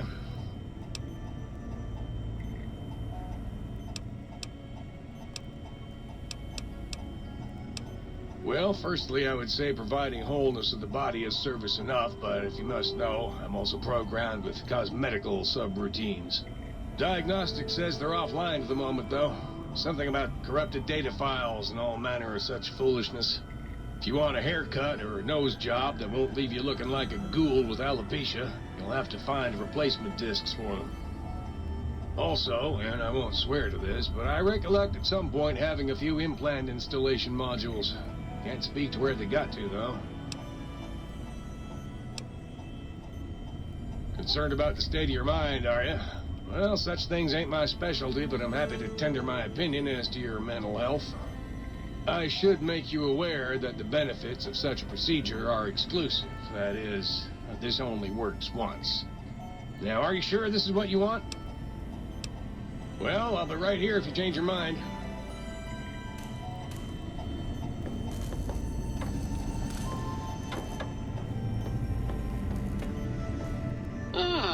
Good day, citizen. Library Processing Unit 232.7 is online and ready to eradicate sedition.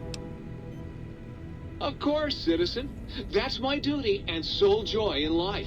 All those books from before the war, full of seditious, treasonous, complicated thoughts. Just dump them in and lickety-split. I'll have them pumped, scrubbed clean, and pressed out again clean and white and sedition-free.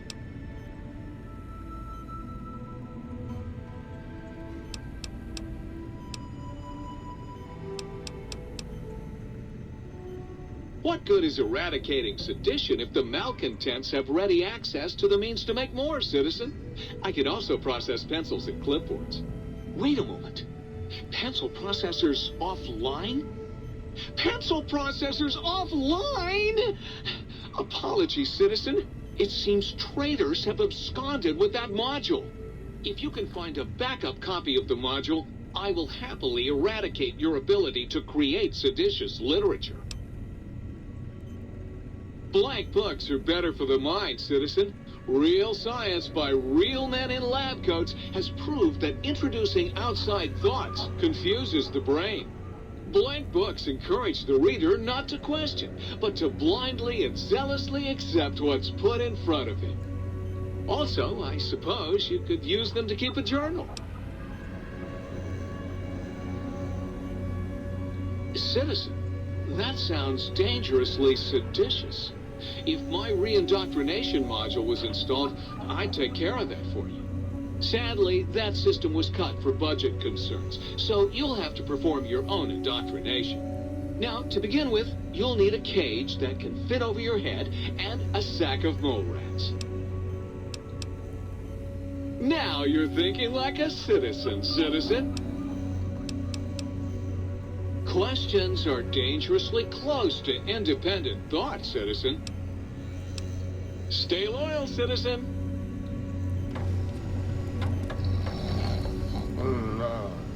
That scalpel.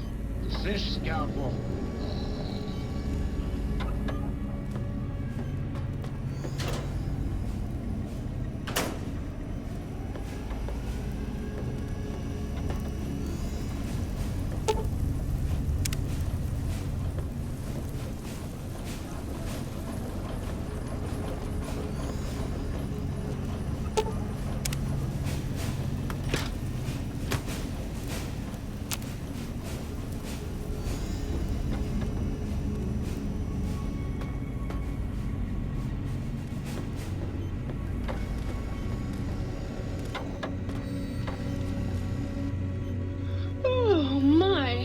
Partial functionality restored.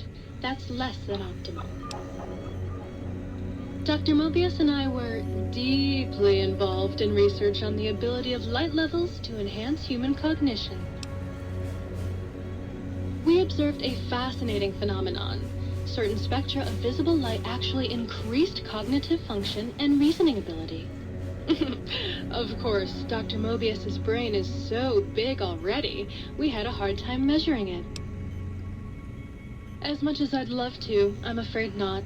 The data from that study has gone missing. You'll have to find a backup if you want to use the smart lights. Certainly. I'm looking forward to it.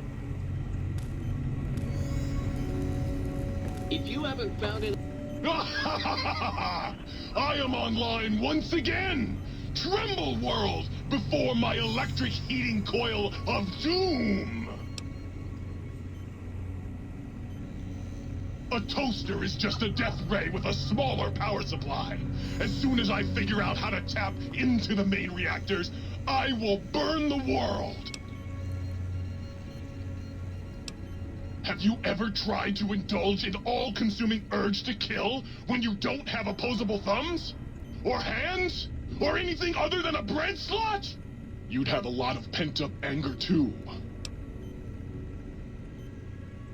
Buddy, if my heating element were just a little bigger, you'd be on fire right now! On fire! Well, since I can't kill you, I guess I have to listen to your inane questions. You should be afraid! I am the scourge of all small appliances, and the boogeyman that keeps lesser toasters awake at night. Not just murder, I tear them apart and render them down to their base components. Once their guts are spilled, you can do with them what you like. You want some weapon schematics? I can show you some fucking weapon schematics. You want a superheated Saturday Night Power Fist? I can hook that shit up! You find one, you bring it on back here, and we'll burn this mother down! Yes! Flee before my terrible power! Any communists in your backyard? You're not looking hard enough.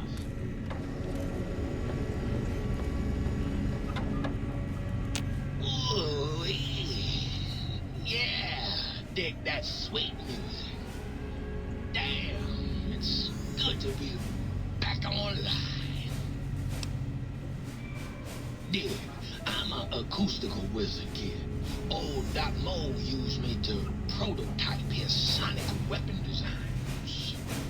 Get me a good sample base to work from, and I can whip up a wave that makes Jericho look like a kazoo. Got yourself a sonic emitter, don't you? Thought so. Bring that old thing on in here and bring me some sound samples, and I'll make that baby sing.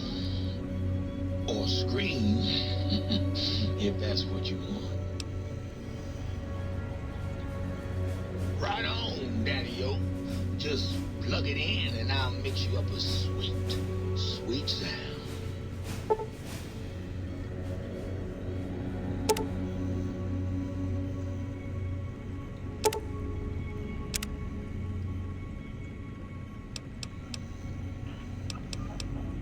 Right on, Daddy.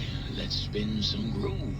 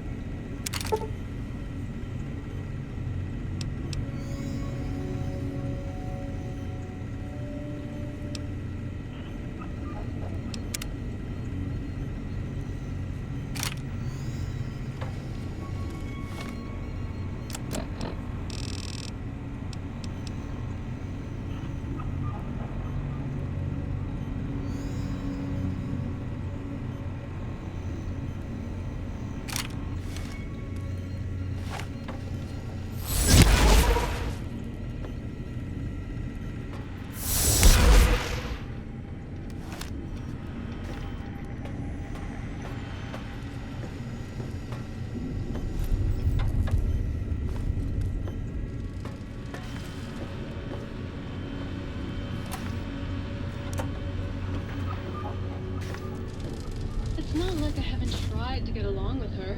Lord knows I have. She's just such a floozy.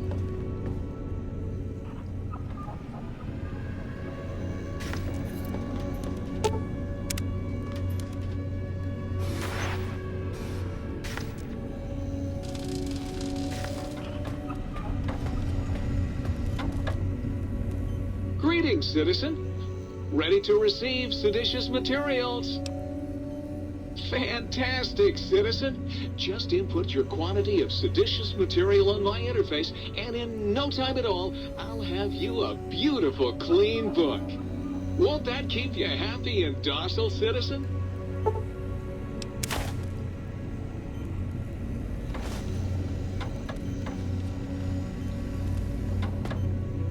Might I be of service, sir?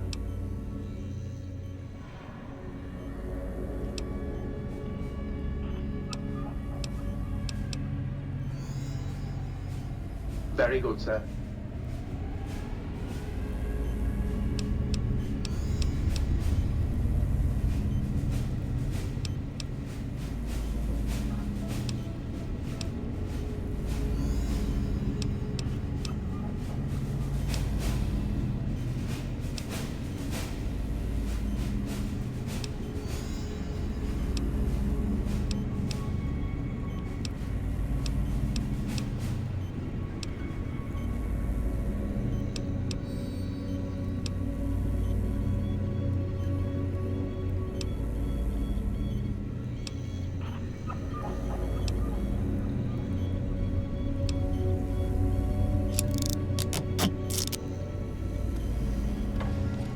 Might I be of service, sir? Very good, sir. And might I venture to opine that a new trilby might be just the thing to complete sir's ensemble?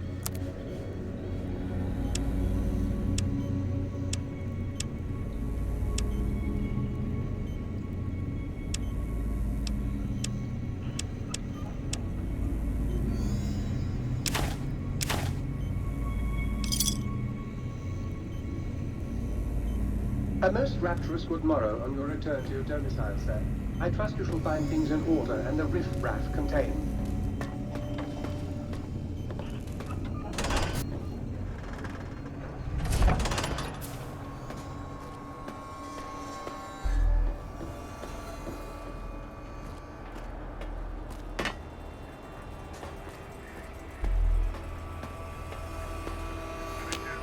So, you put down Gabe.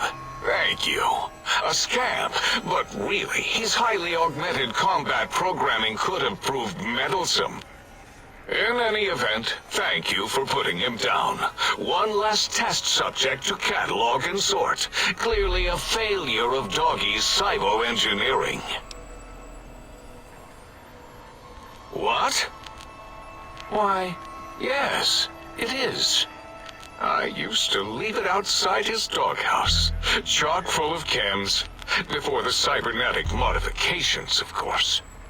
And no matter how chemmed the food, he would always eat it, and his tail would wag, even while you know, I'm having the most perplexing feeling squiggling through my biogel. I can't quite pin it down. Why, yes, Gabe. No matter how awful my day had been, he was always waiting there. How odd. My gel is decoagulating. And when I would talk to him about Betsy, and how Marcus would beat on me and call me Smarty's sissy pants, he'd just sit there, head on my knee, and... If you don't mind, I'll take that bowl. Just need to remove it. Put it away, somewhere out of radar range. For some reason, its similarity to the crater shape of Big Mountain is starting to fill up all available cognitive spaces. That, combined with my own overwhelming feeling of having done something terrible, the two were hitting me with unexpected force.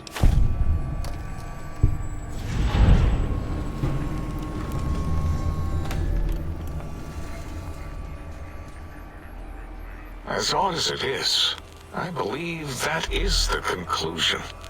And I wonder why it didn't hit me before, until I saw that memory in your hands. This sensation is unpleasant. I don't care for it. I don't care for this place either. And I feel as if we've forgotten something. Still, it is no matter. Crush the feeling down. Crush it down. Push it into the loop. Yes, forgotten. Almost. Yes, I do not need to remember anymore. Not today. Until next time, then. Provided there is a next time. For any of us.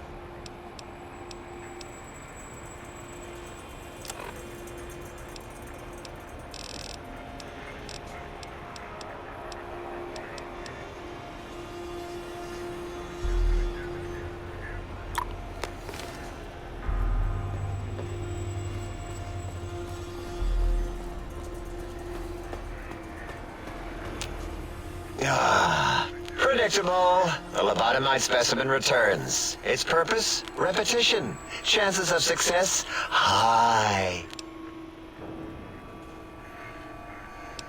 What about it? I don't feel like arguing it with you two.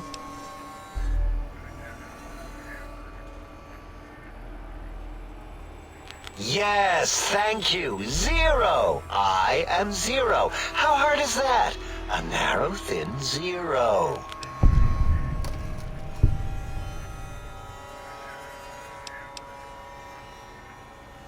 Zero's my name.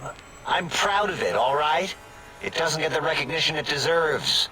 Truth be told, my emotional attachment to it doesn't even register compared to just having people recognize the difference. It's just that they're both sort of round and hollow, so when they monitor scan them, they assume that, oh, it's O. Vivisect me, please.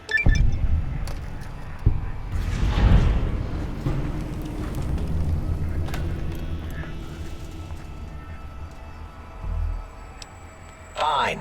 Ask.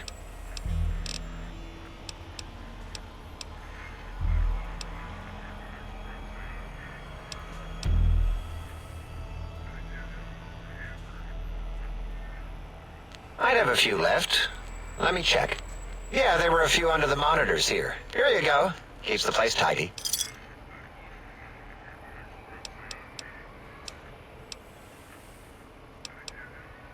That genius Mobius somehow cobbled together these really impressive-looking robot scorpions with spare parts.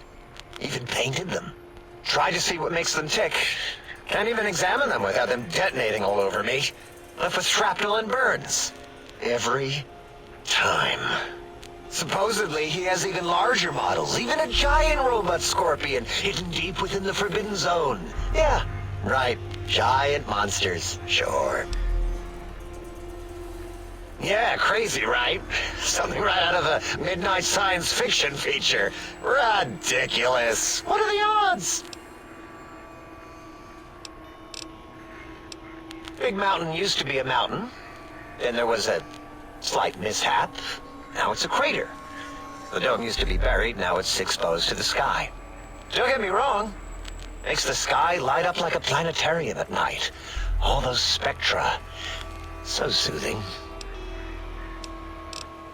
Until our next scheduled audio transmission and reception, then.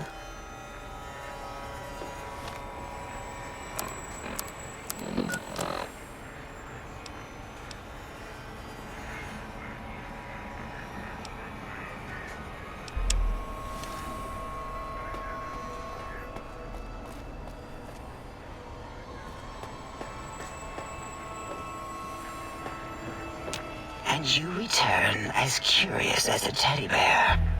Are you stuck in a looping gesture of greeting? Looping, yes. It is a scientific fact that hormones drive a percentage of lobotomites into recursive behavior patterns. We haven't researched this, as my colleagues care little about the behavior patterns of lobotomites once their brains are removed. It is why so many are littered around the facility, like skin envelopes, discarded after they are peeled open and the contents extracted. It varies according to the number and density of lobotomites that have infected an area. In 43% of observed cases, true lobotomites left alone will fight for dominance or inject bodily fluids into each other's orifices. Unsanitary. I have tried to observe more cases, but subjects seem unwilling to release bodily fluids in my presence.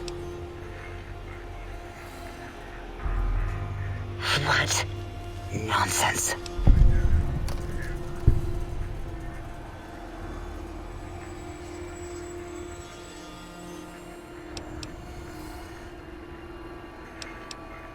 What? What are you doing?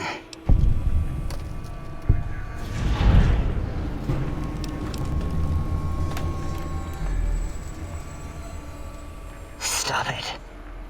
Why? Why are you making me partake in this filthy formography? Enough. I am already intrigued. You have sufficiently percolated me. I don't know what it is about the biology of lobotomites. It infects my thoughts. All that skin and muscle and tissue.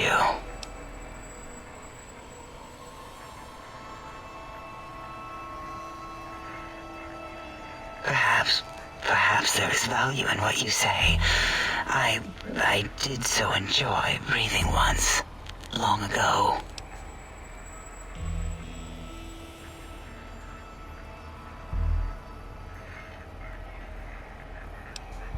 Really? What is this? You seek to shame me in front of the others? How intriguing. Yes, I'll partake. This shameful feeling is quite invigorating. How new. And you'll keep coming back to collect your payment, correct? Yes, that will be fine. Here, please.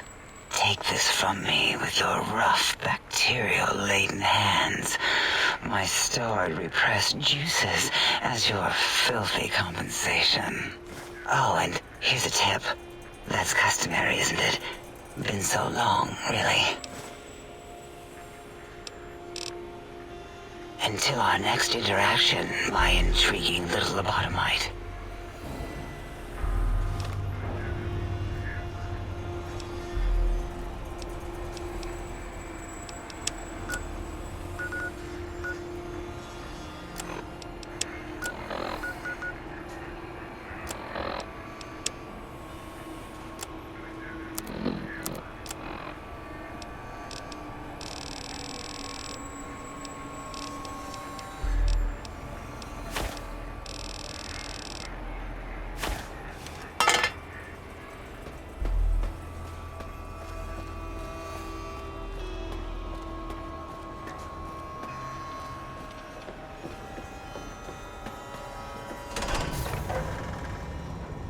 X12 is closed until further notice.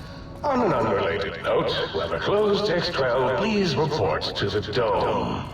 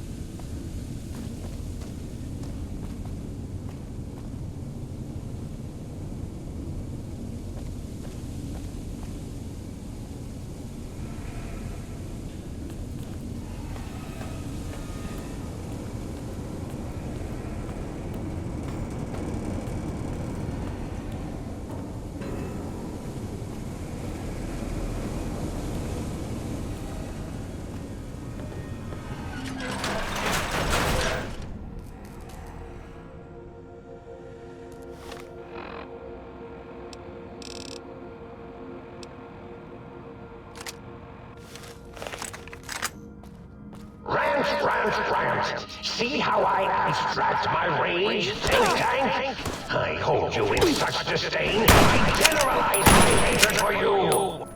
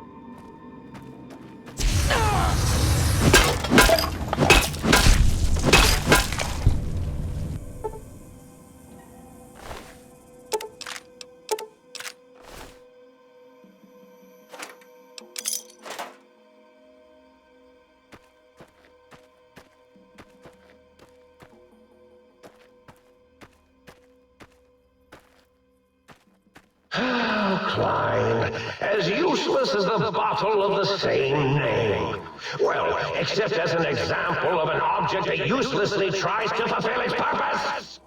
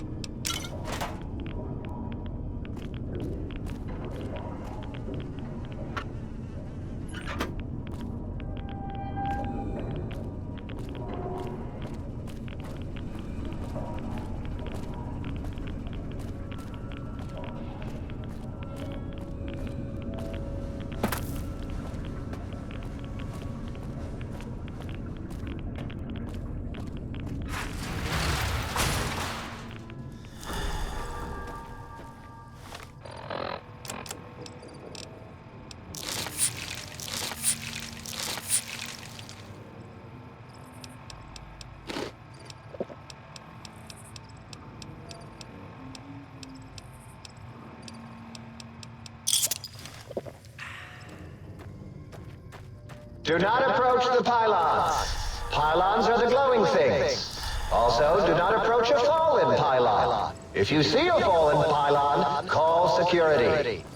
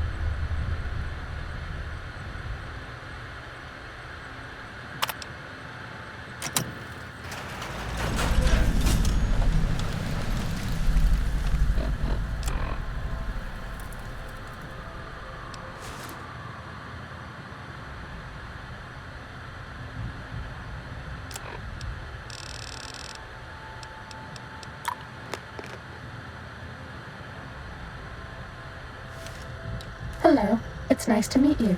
Who can I hide you from today? We're okay on Stimpaks.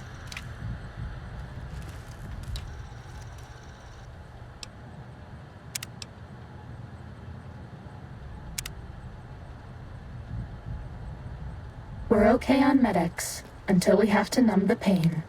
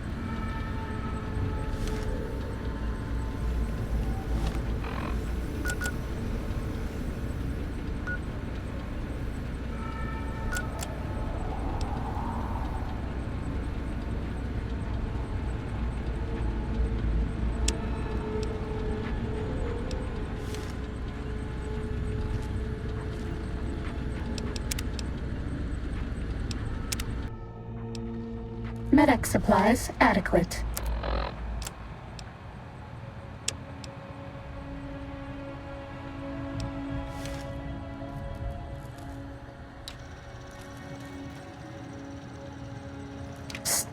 If you want to be sneaky, turn off your Pip-Boy light.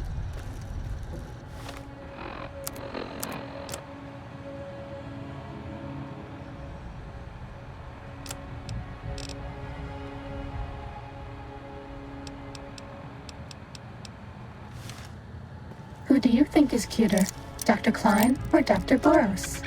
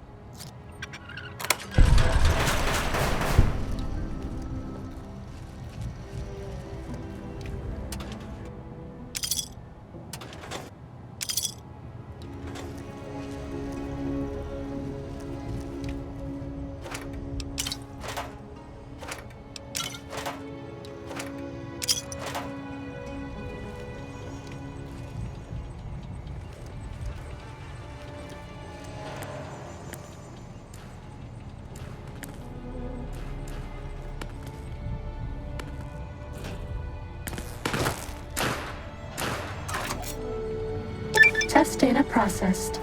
Firmware updated to version 1.1. Boot damping sensors online.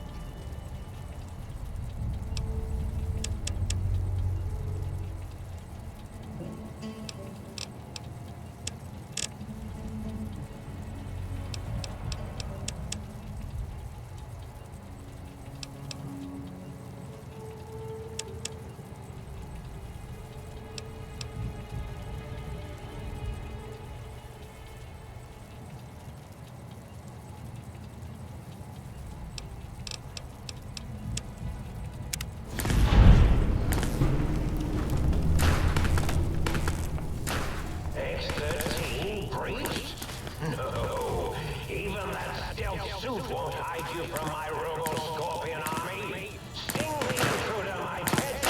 Sting them until they are stupid. Mean robot bugs. Mean robot bugs.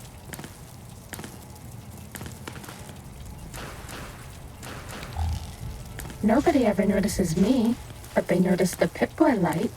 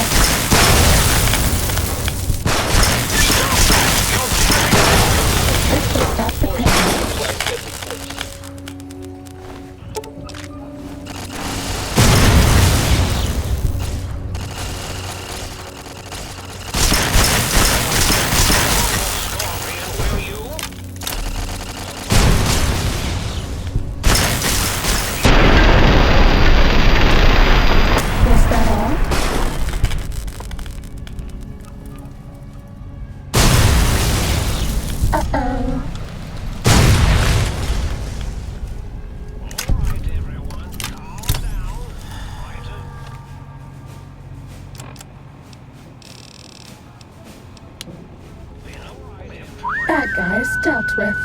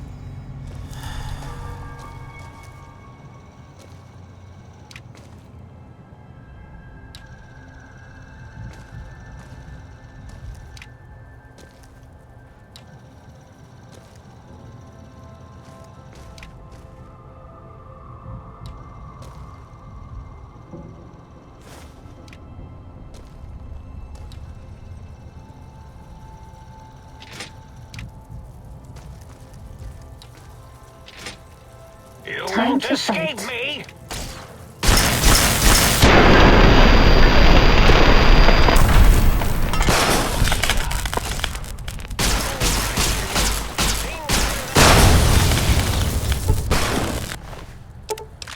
If I try to kill you when I find you. It's just the way I've been programmed. Where are you?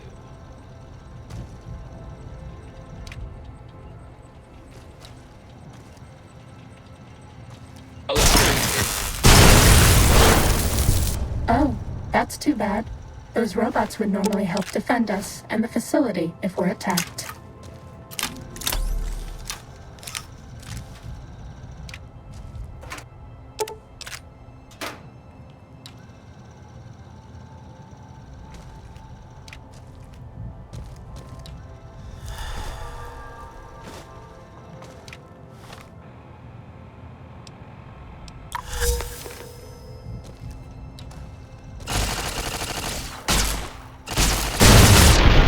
Was that all?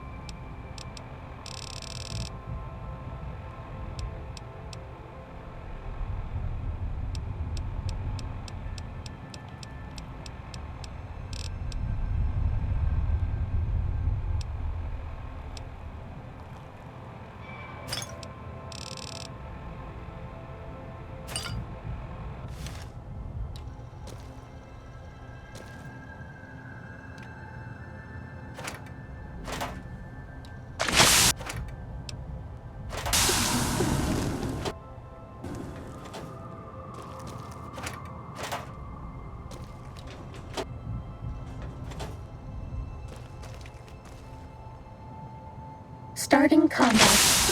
Just kidding.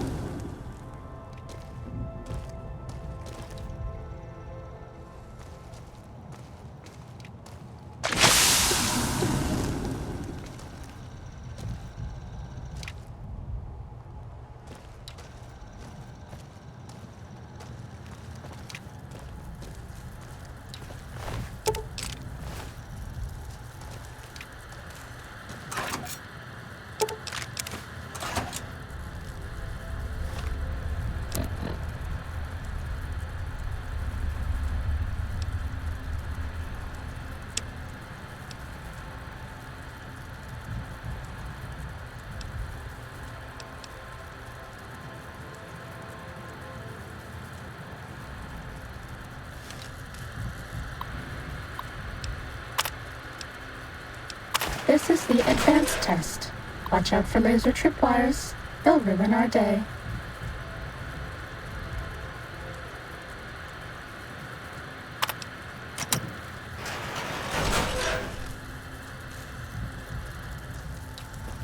This one looks pretty tough.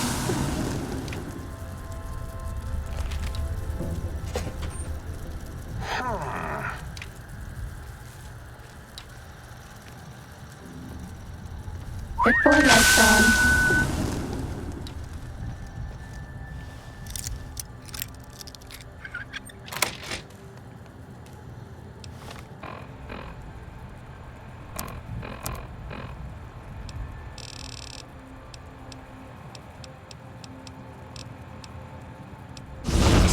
Was that all?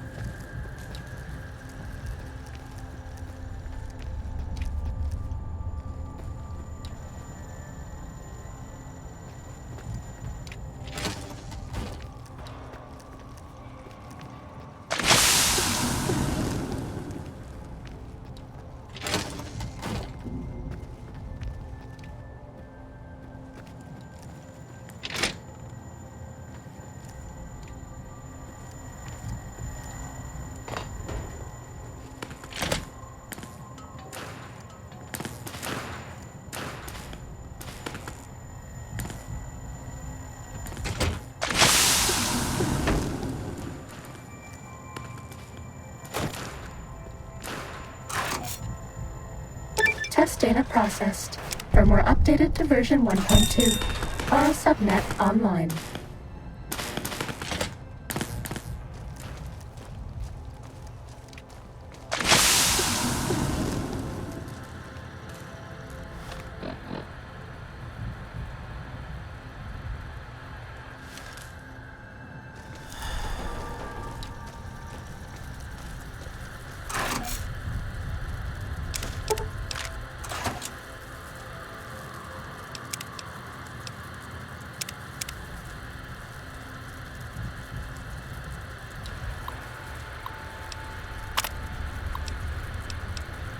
This is the expert stealth test.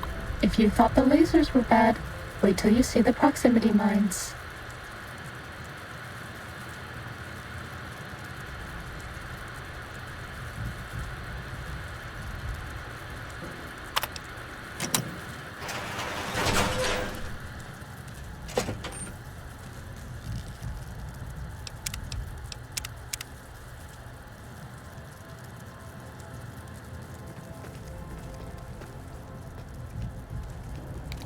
Pip-Boy lights on.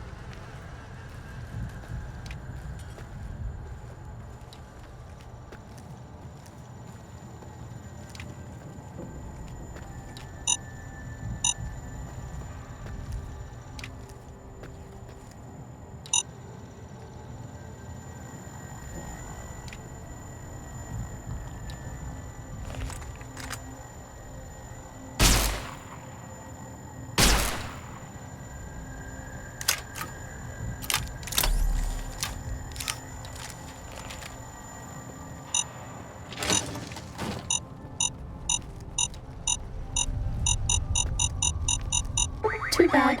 We triggered a mine. If you go back to the terminal to restart the test, I'll do better next time.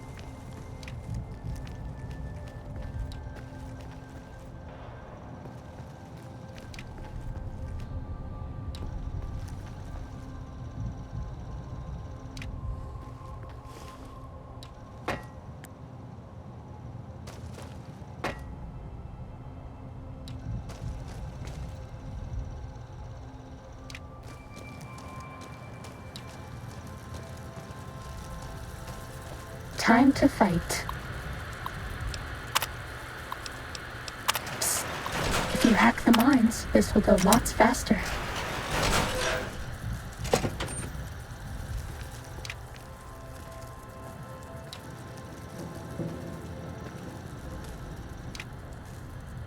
Are you Fighting sure you over. scammed something?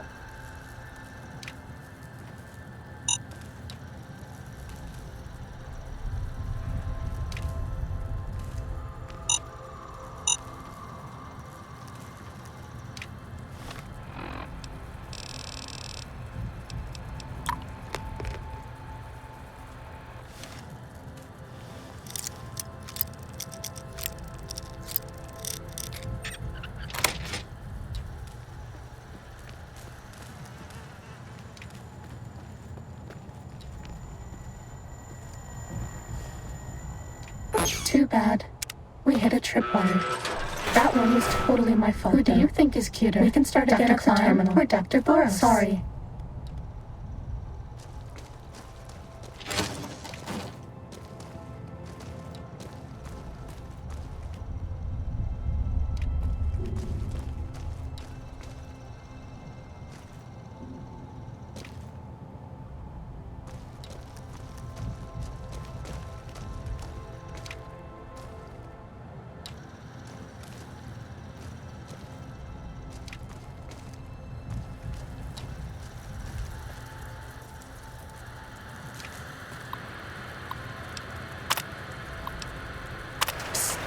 If you hack the mines, this will go lots faster.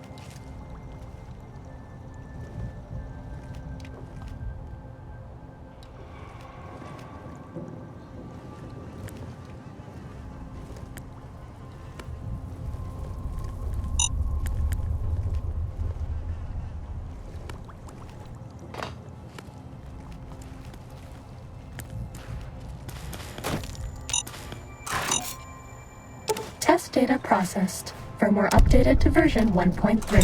Torso fitment synced to user's physiology.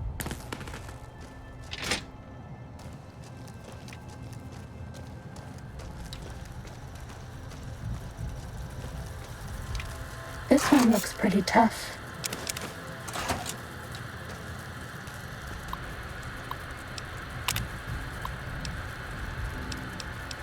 This is the robot compliance test. If you sneak up on a robot, you can disable it. It's so easy, even I can't mess up.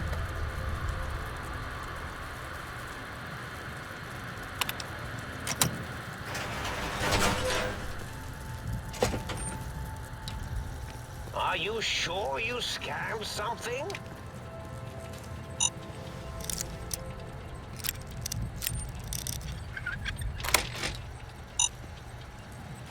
That's all.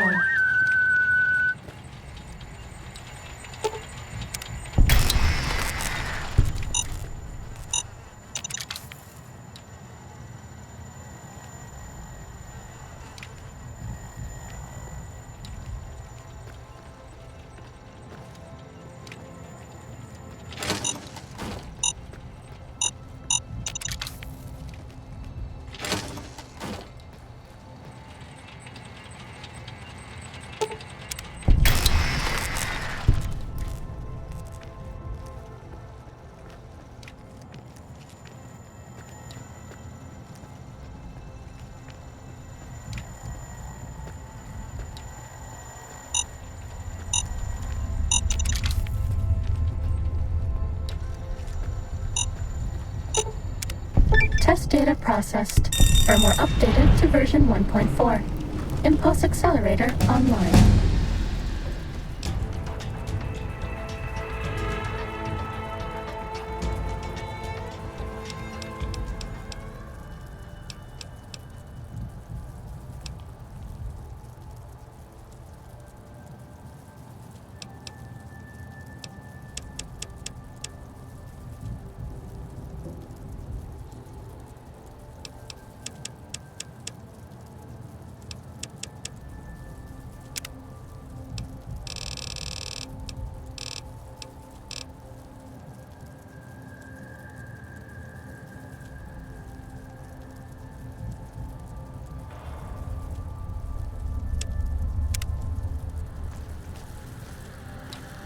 Sneaking done.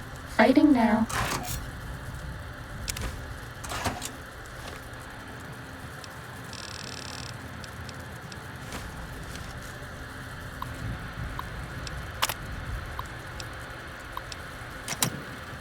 Eureka!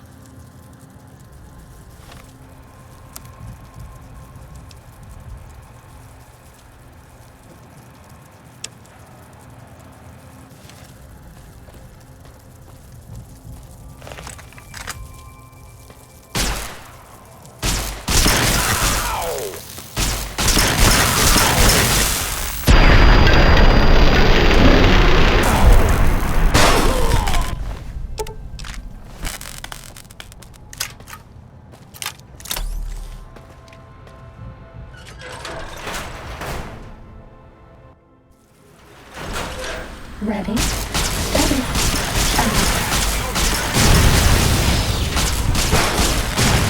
fighting over. This one looks pretty tough.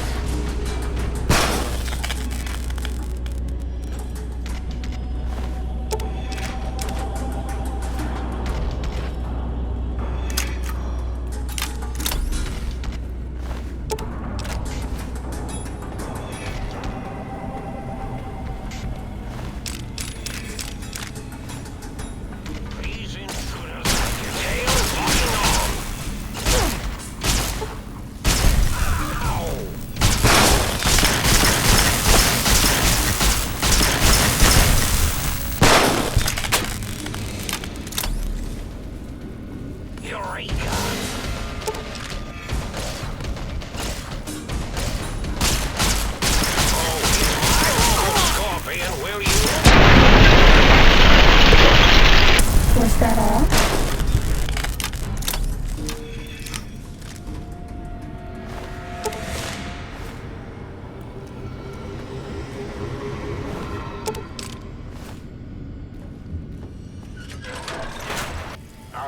This one looks pretty tough.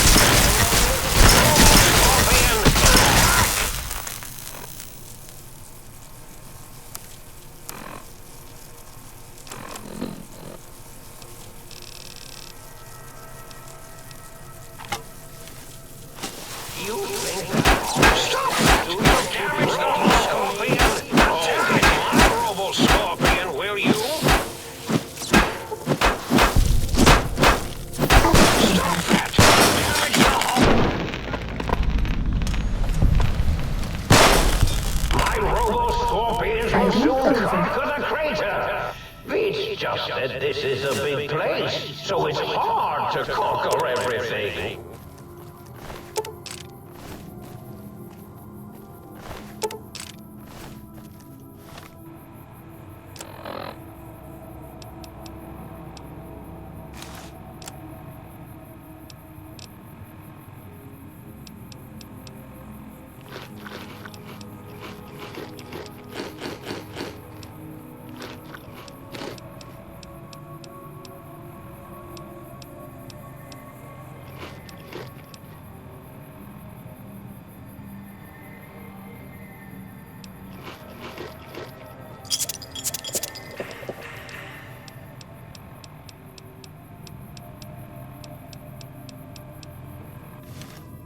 Don't you like me anymore?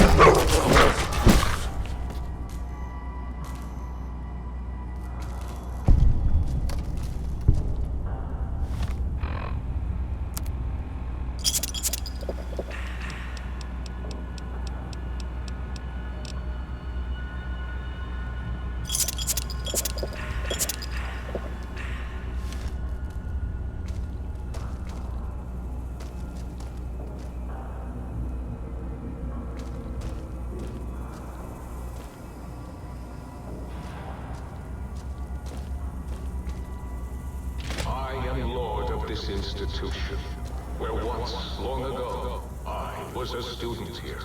Now, I am its omnipotent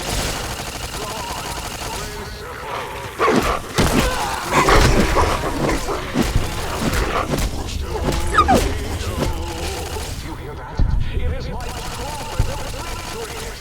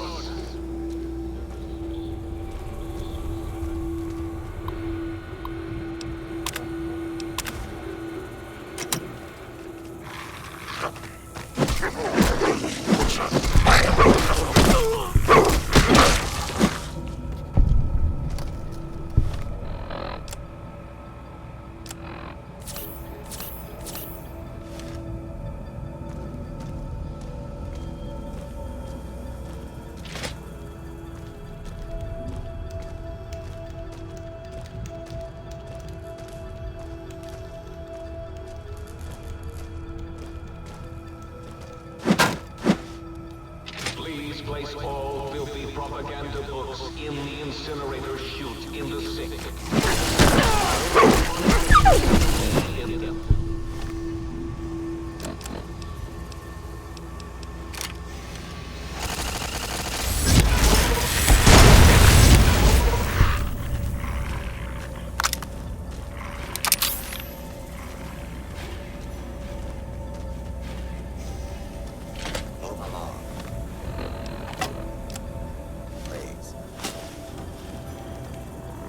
Hostile target detected.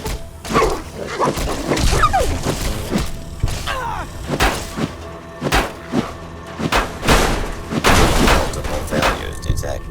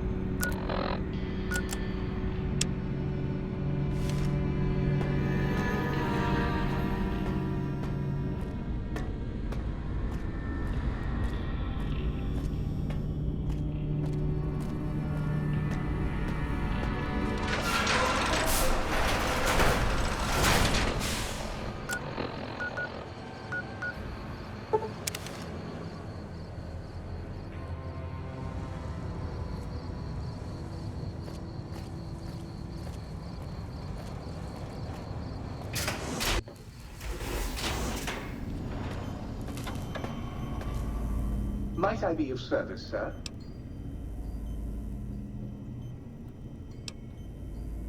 Very good, sir.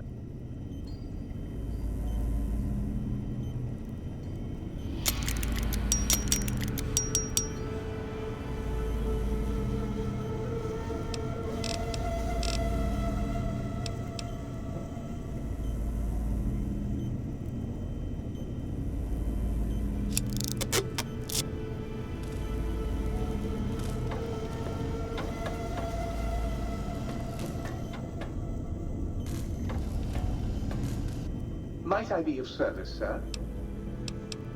Very good, sir.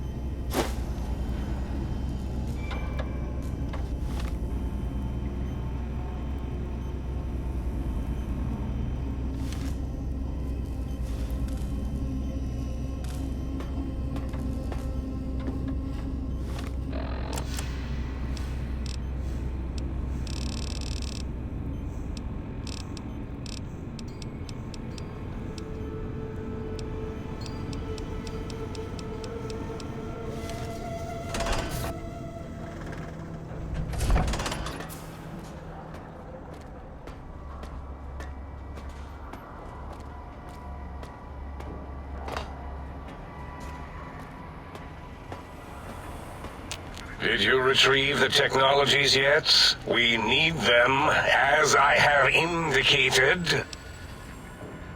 What? You did? Your survival, let alone success, barely registered in my projections. Now, all I need to do is check my transmission databank. Mobius is always filling it up with his psychotic calls. Oh yes, there's the schematics, just like you said. How truthful.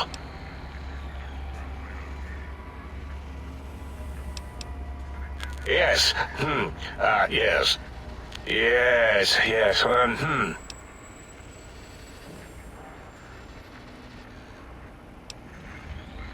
No. I mean, yes. You just need to analyze these technologies for a moment. They are extremely advanced, you know?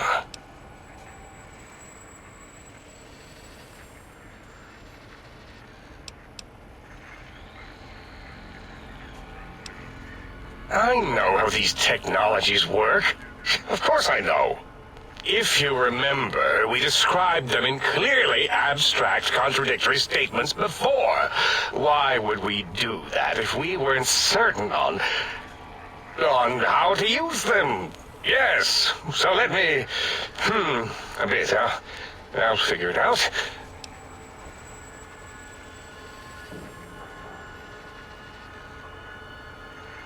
Yes, that's what I believe I said.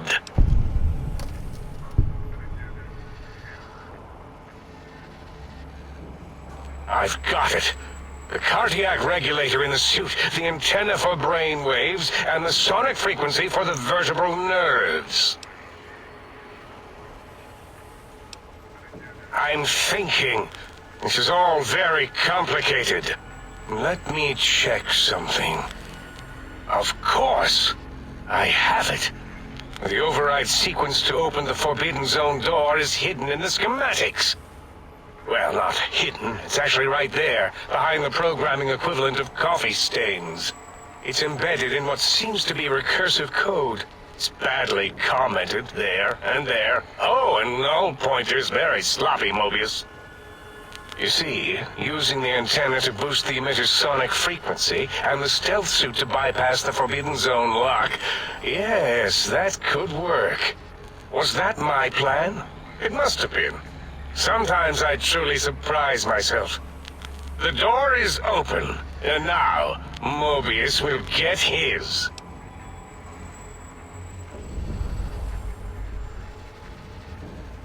Biological? Ridiculous.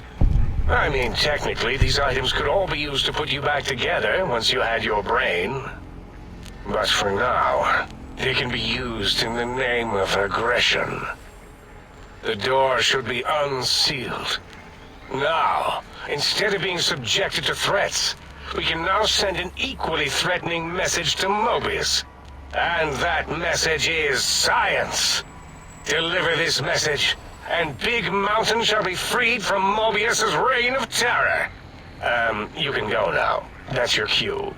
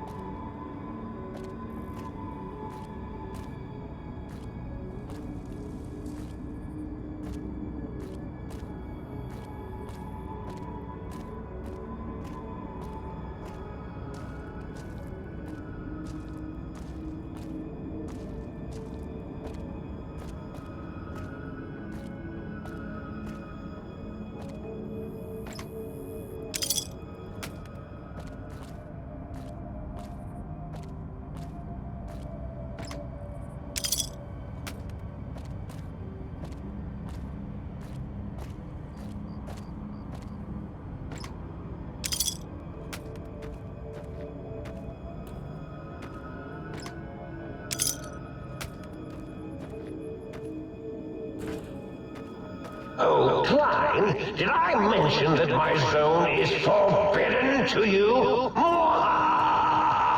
So forbidden.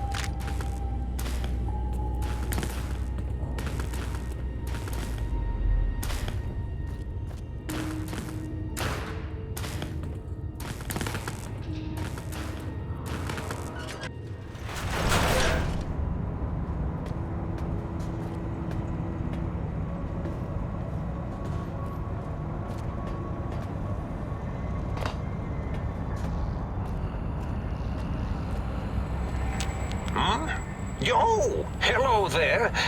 You are there, aren't you?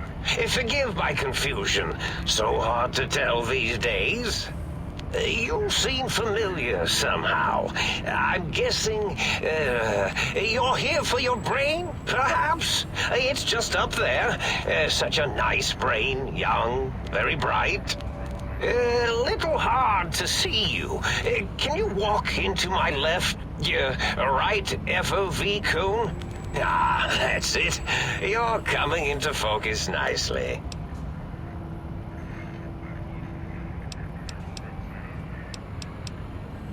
Depth perception is a problem with this old monitor of mine.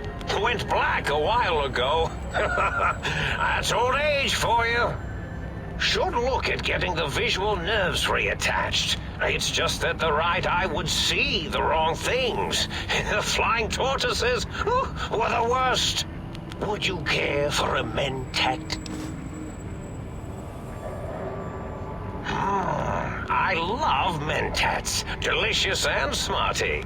I have all sorts of amazingly science-erific thoughts and ideas when those chalky talents are zipping through my biogel. I forget them all not long after, though, especially with the data constipating my memory core. Afraid binary streams might shoot out my chassis. Had to start using the dome floor and walls here to inscribe equations, although I've somewhat lost track of where they start and end. Really? That implies preconceived notions, theories, and a hypothesis about this meeting? Please extrapolate. What was I supposed to be like? After all, it might be worth a cognitive realignment if your theoretical Mobius is better than I.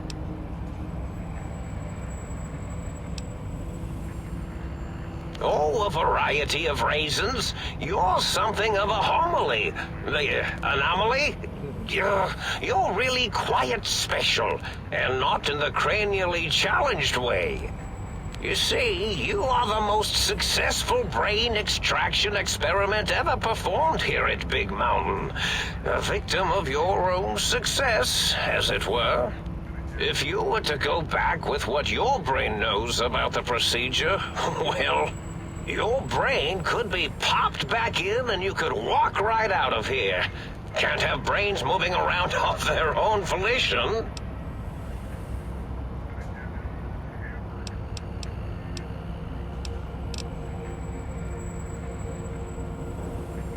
Now, that seems to be rather hormonal of you. Flight or fight response, you know. Hard to cut that out completely. Your brain is here, safe with me. We chat over mentats. Do you? You seem fine without it. And does it even want to go back with you? Maybe you should ask it. It's quite independent, has all manner of opinions. Tell you what, I'll leave it up to your brain. If it wants to go, then fine. If not, well, you should respect its wishes.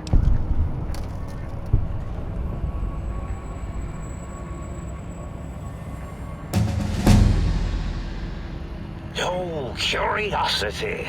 I experience that less now that I know everything. Or maybe it was when I found out some unpleasant answers.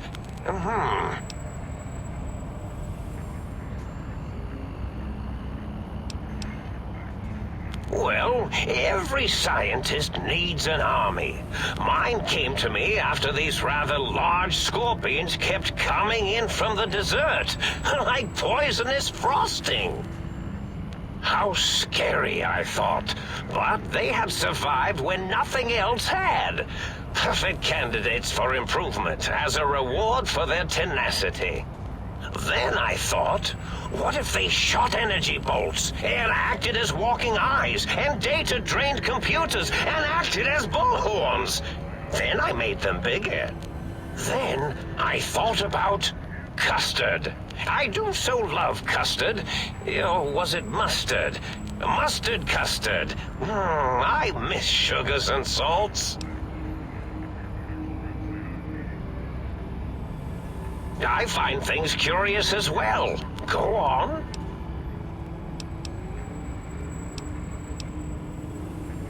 Oh, I was probably tripping hard on Psycho when I sent that.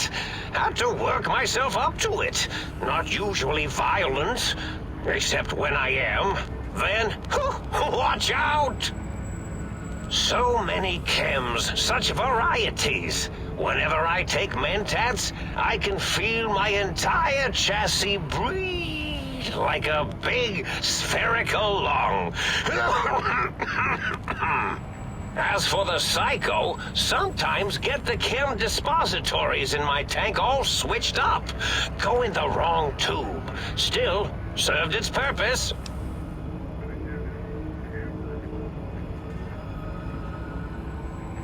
Did I?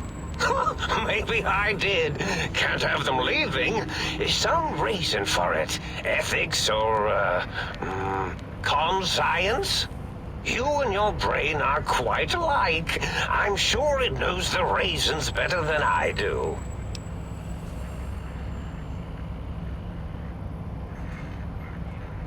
Dr. Mobius. Rather catchy, isn't it? It's my name, and my new name overwrote the old one. This name's as real as you or I. Although I believe your brain expressed similar incredulity at the nature of such an appellation. Someone's been watching too many old-world science fiction movies, it said. I believe it meant me. I must admit I have a vulnerability for holotape fantasies of planets and robots and all that is forbidden. As for the name I was born with, like the think tank, we were all reprogrammed to forget them, take on new names. It enforces the recursion loop in our perception programming.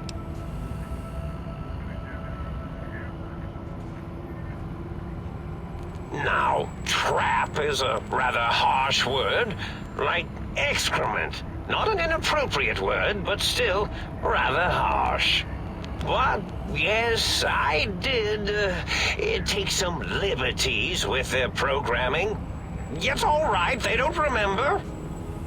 I certainly didn't until you said trap, and then I said excrement, and then...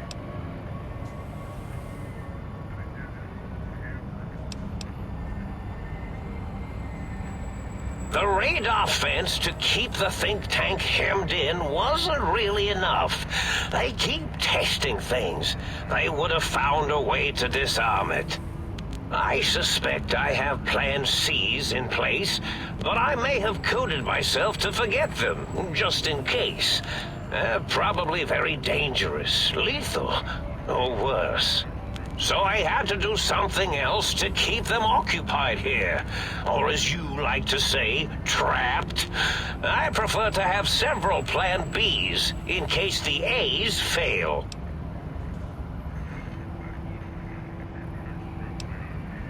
Dr. O, which is actually not his real name multiplied, since you can't multiply his real name in the first place.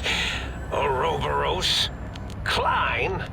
They have all forgotten themselves. And not only themselves, but the world, sense of time and history. All that is left is what's here. I reprogrammed their chronometers, geometers, and cartography programs. This is now their world, here, Big Mountain.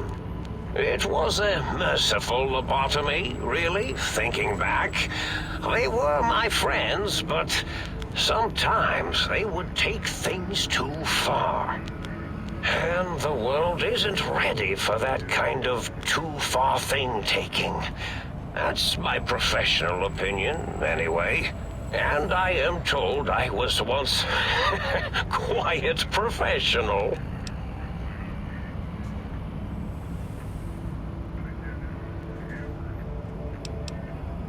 Well, it's simple.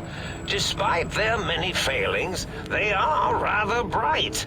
They are the think tank for a reason. That I didn't change. Without something to distract them, make them afraid, they would simply deduce what had happened. And when they start deucing it up, then you came along, the final variable solved. They saw that their world was larger than they perceived. Bacteria, finally able to see its host.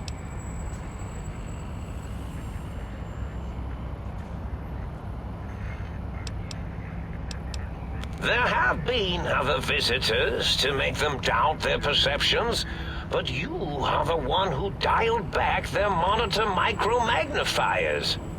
You were irrefutable proof that there was a world outside. And then there was the whole brain fiasco, which forced me to take steps. See, your brain had a special kind of wrinkle, a uniquity that they had never thought to try in all their countless escape attempts. Yes, very good.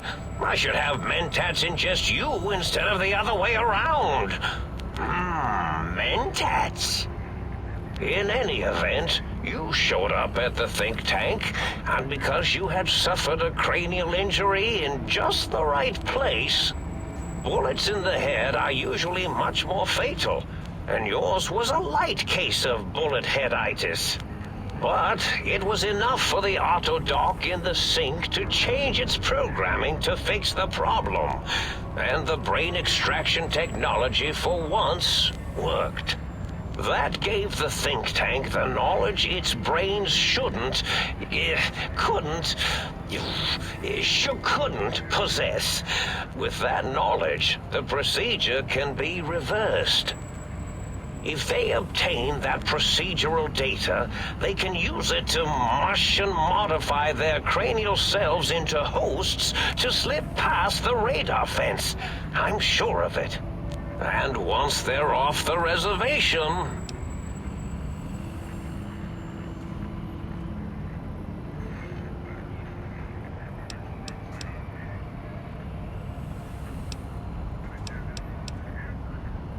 Yes, I certainly wouldn't loop it on purpose. I am far too sophisticated to make such a childish error.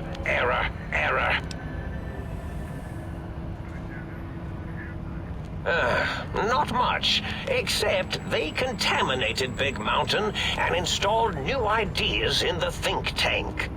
One caused a great deal of infrastructure damage with his brain and smartiness.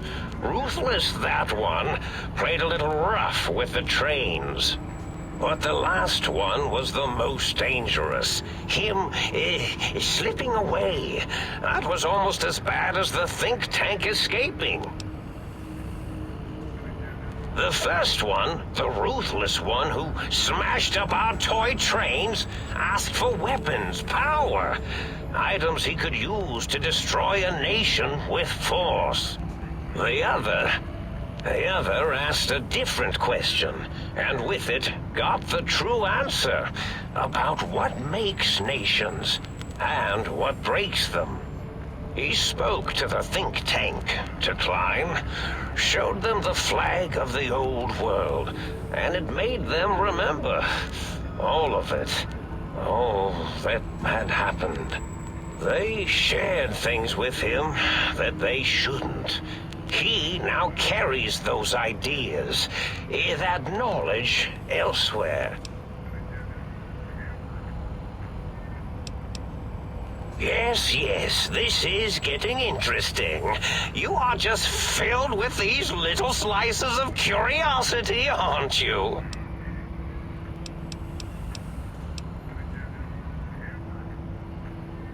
Indeed. The goodbye part of our little chat, then. Goodbye. Please mind the equations on the floor.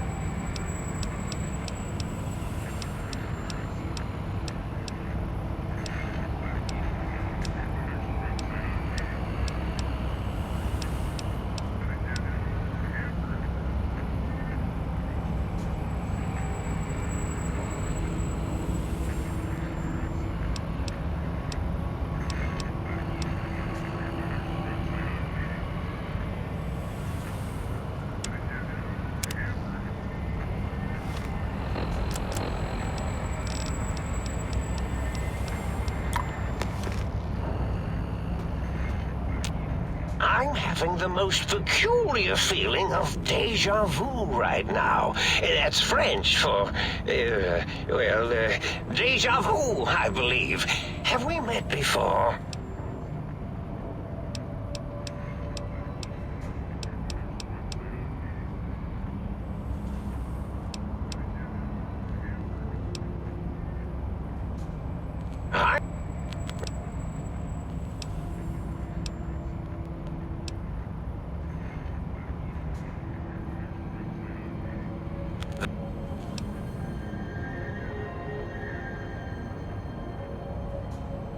Yes, very good.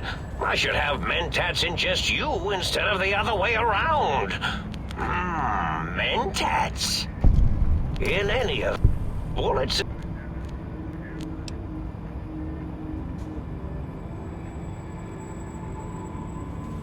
Oh no. I doubt your brain would be so unreasonable. It already knows the trick of it, you see. Doesn't need to be in a host body at all. If you become friends or exist in an uneasy truce with weapons aimed at each other, it would unlock the fence for you. Well, once the think tank was dealt with, of course. Your brain is a responsible sort. Doesn't want mad scientists running around everywhere.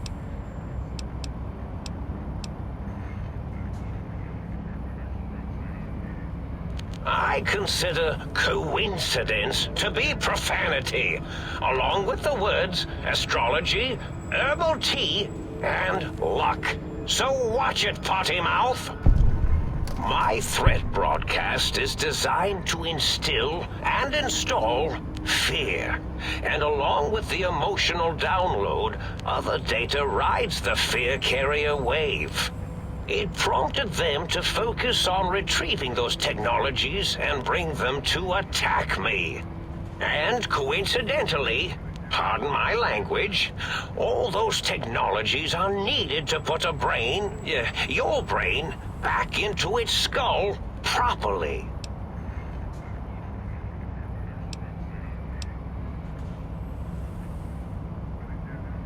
Oh, that means my plan is a total failure. That is unfortunate. Oh well, at least I tried. The X2 antenna can be used to focus your alpha wave frequency thought patterns. The sneaky suit? Why, it houses a cardiac regulator. And the sonic sound wave projecto emitter was never intended as a weapon. It was a medicinal vertebrae pulse desensitizer. In short, brains, a heart, and courage. Spine. I think there was a story once where a band of murderous thugs sought these things. They had them all the time in the story. Didn't stop them from murdering to get them. And it won't stop the think tank either.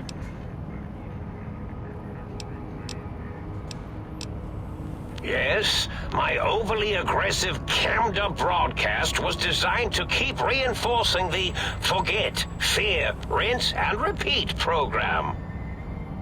Oh, and the get me the things to castrate your only possible escape attempt. But I couldn't delete you or your arrival any more than I could the other visitors. Only so much science can do when you started talking to them. You're really quite difficult to ignore, you know. It's because you're, well, rather intriguing, if you'll forgive an old brain for saying so.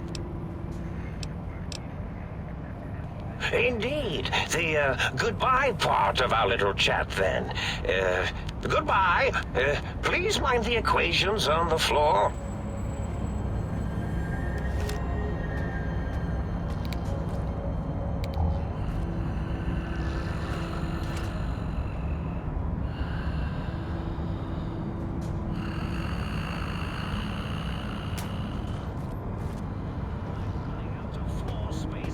Calculations.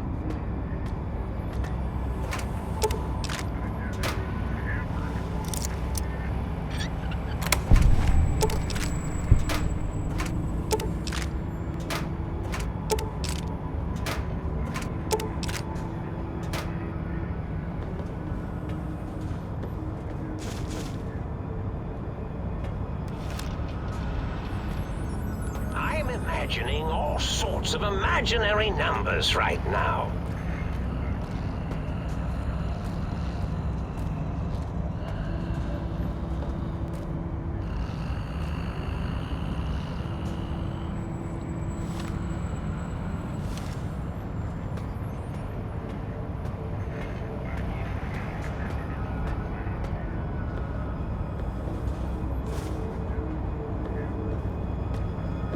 I do so love integers.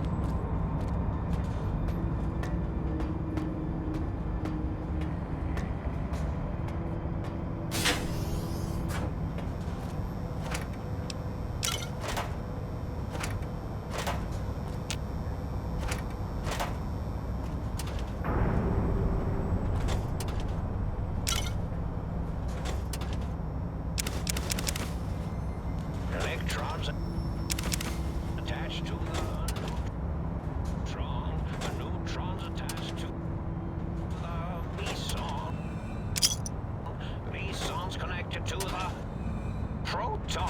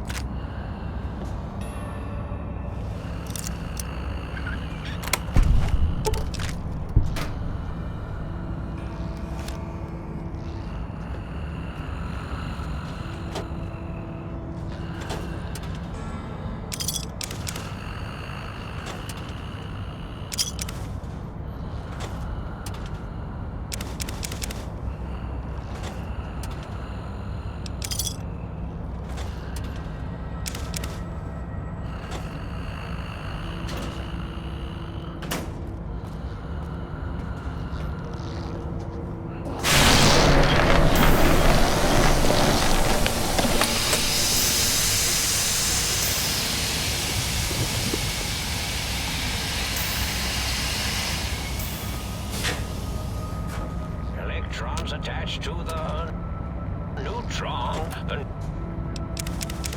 neutrons attached to the meson, mesons connected to the proton.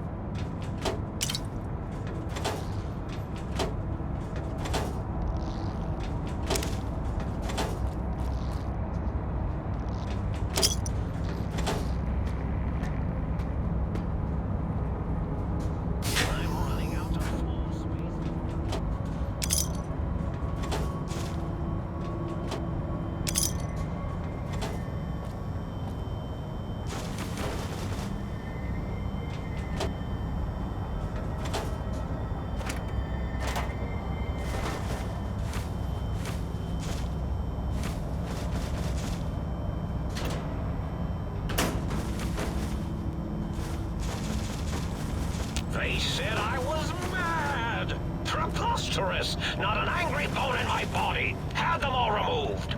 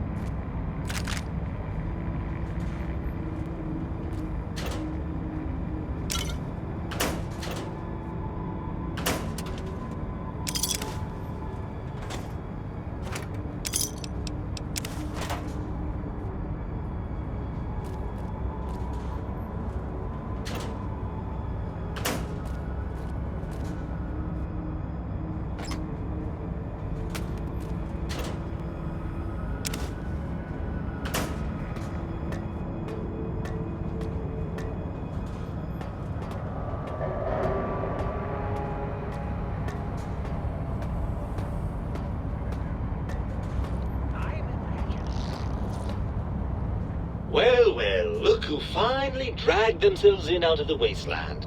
And where have we been? Crawling through pits of radioactive muck again? Ah, lovely. Figured that out, have we? Would you like a cookie?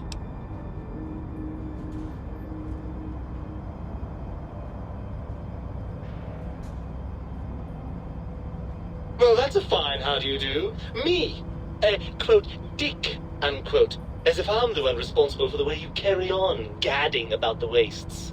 I'm not the one that makes us clamber around Technus-infested ancient vaults or go charging off to New Vegas on missions of ill-conceived revenge. And have we forgotten who got us shot in the head and buried in a shallow grave? Do you think I enjoyed that little moment? I most certainly am not. I'm the seat of all reason and logic in our little partnership. All those feelings that motivate you, that sense of righteousness and that rush you get when you help someone, do you know where those come from? Glands. They come from glands. Free of the tyranny of your ape-like and primitive endocrine system, I can see how foolish your motives are.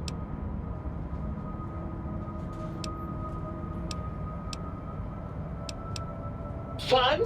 Fun? Is tetanus fun? Is rickets? What about sepsis, huh? Enjoy that, do we?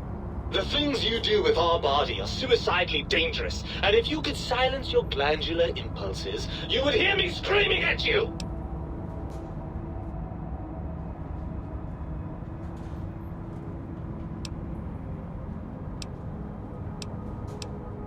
I'm not going to lie to you. The prospect is definitely not that appealing.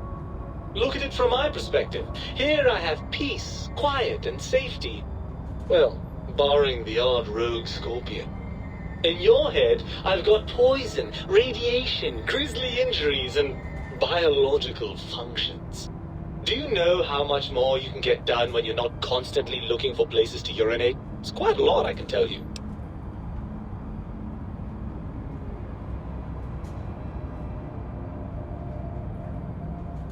Overrated biological feedback. Believe me, you only feel that way because you've got all that meat.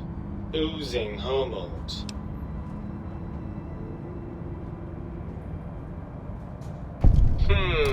I suppose you're right. That does call certain assumptions into question, doesn't it? Indeed. Quite the conundrum. How do you suppose we resolve it? I suppose there might be some advantage to that, yes. There's a chance that the reintegration would create some improved synergy between us.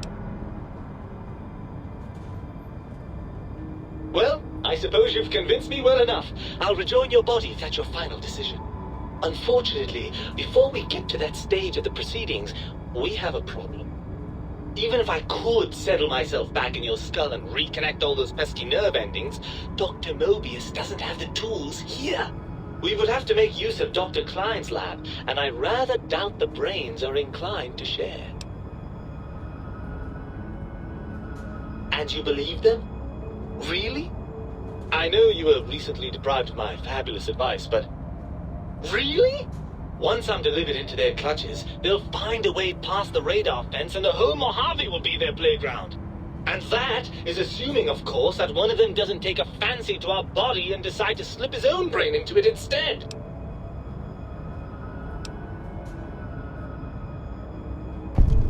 Well, I suppose I do miss those endorphin rushes when we save the day. All right, what's the plan?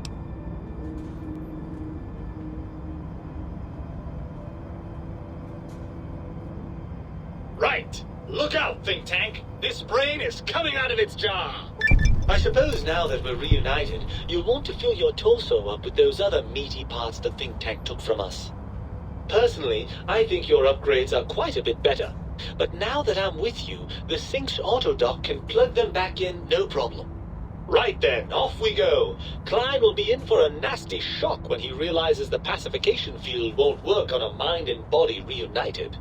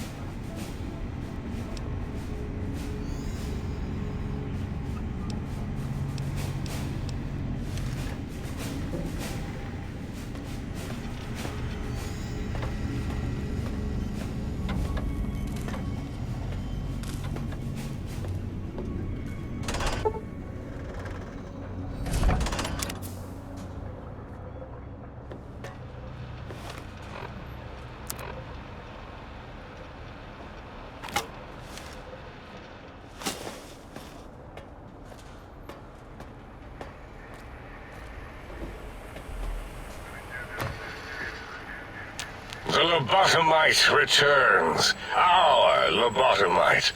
Has Dr. Mobius been denominated into scrap metal and voice module parts, as we hoped?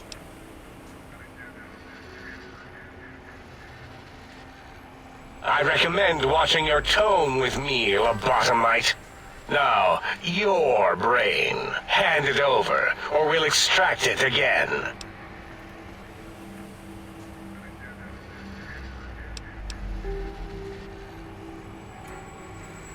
A fight? I've never been in a fight. What do I... Ah! Colleagues! Think tank! Alert! Alert! We are under attack! An attack in the dome! From beyond the dome! Vorus Fall! Oh.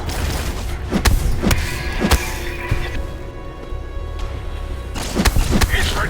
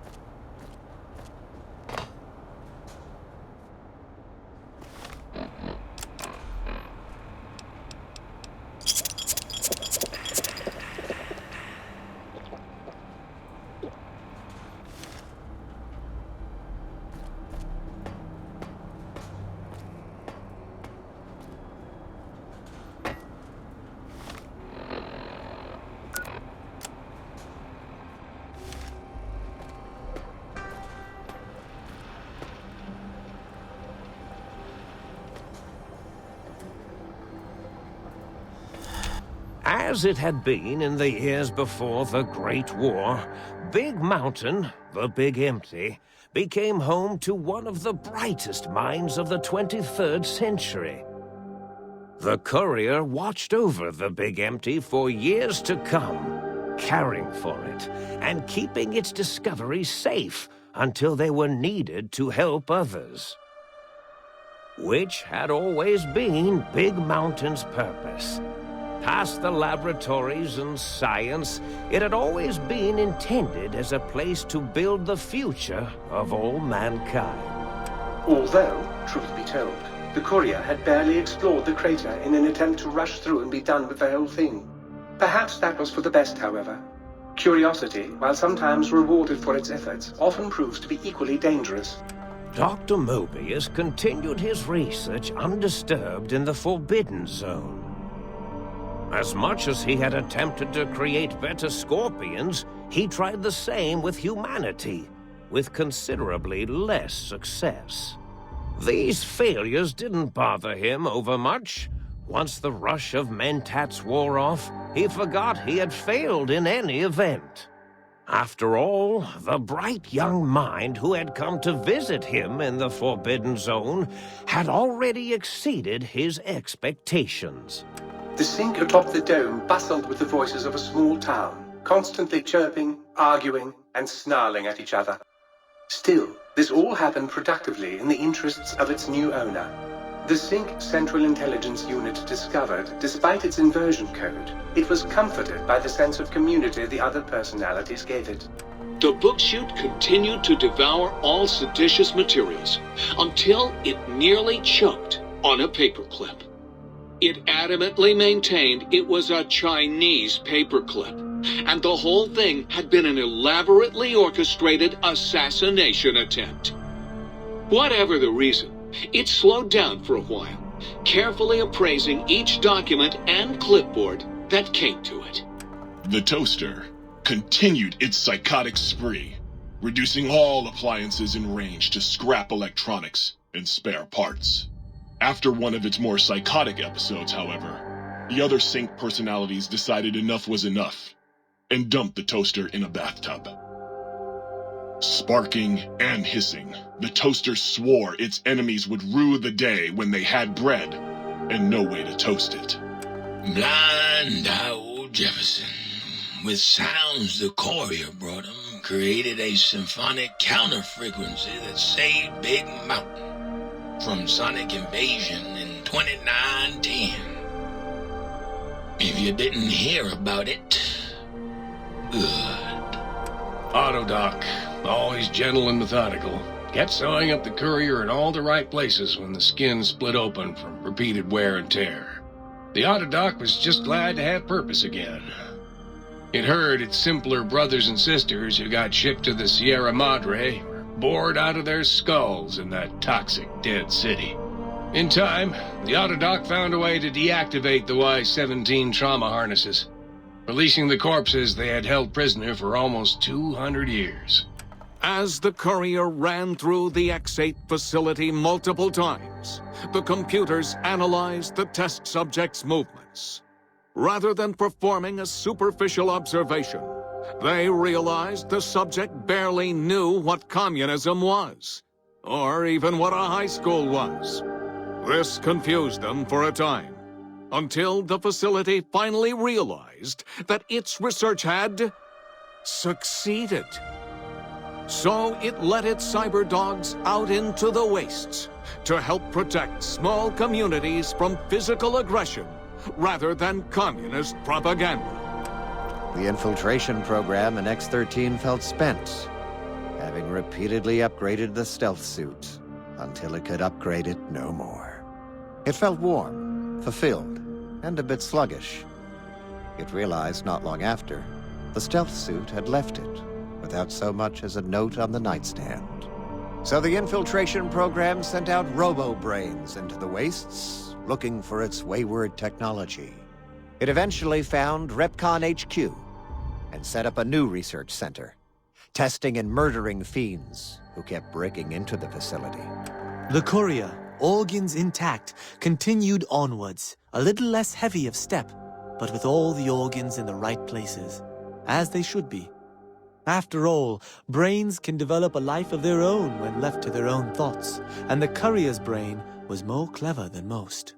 The think tank basement, filled with the lobotomized robotical frames of the doctors, now served as a graveyard. The monitors had recorded the battle in its entirety, including the think tank's final, shrill, terrified screams, whimpers, and pleas for mercy. They broadcast these humiliating last moments as a warning to anyone approaching the perimeter that other smarty pants were not welcome. The courier was the inheritor of the Big Empty, and there was room for only one will in the halls of the think tank dome. There is an expression in the wasteland, old world blues. It refers to those so obsessed with the past they can't see the present, much less the future, for what it is. They stare into the what was, eyes like pilot lights, guttering and spent, as the realities of their world continue on around them. Science is a long, steady progression into the future. What may seem a sudden event often isn't felt for years, even centuries to come. In the times following the Second Battle of Hoover Dam, however, Old World Blues took on a new meaning. Where once it was viewed as a form of sadness, nostalgia, it became an expression describing the potential for the future. It can be easy to see science as evil, technology unchecked as the source of all ills, all misfortunes. With the courier at the helm, science became a beacon for the future. There was old world blues, and new world hope. And hope ruled the day at Big Mountain. We could say more, but the stories in the Big Empty speak for themselves. Now armed with the transportal ponder, the courier could return to the dome at any time and crack open the secrets of the Big Empty one by one. The sink sat vigilant, waiting for its master to return, shoes covered in Mojave dust. Only one road yet remained, and it was one the courier had to walk alone.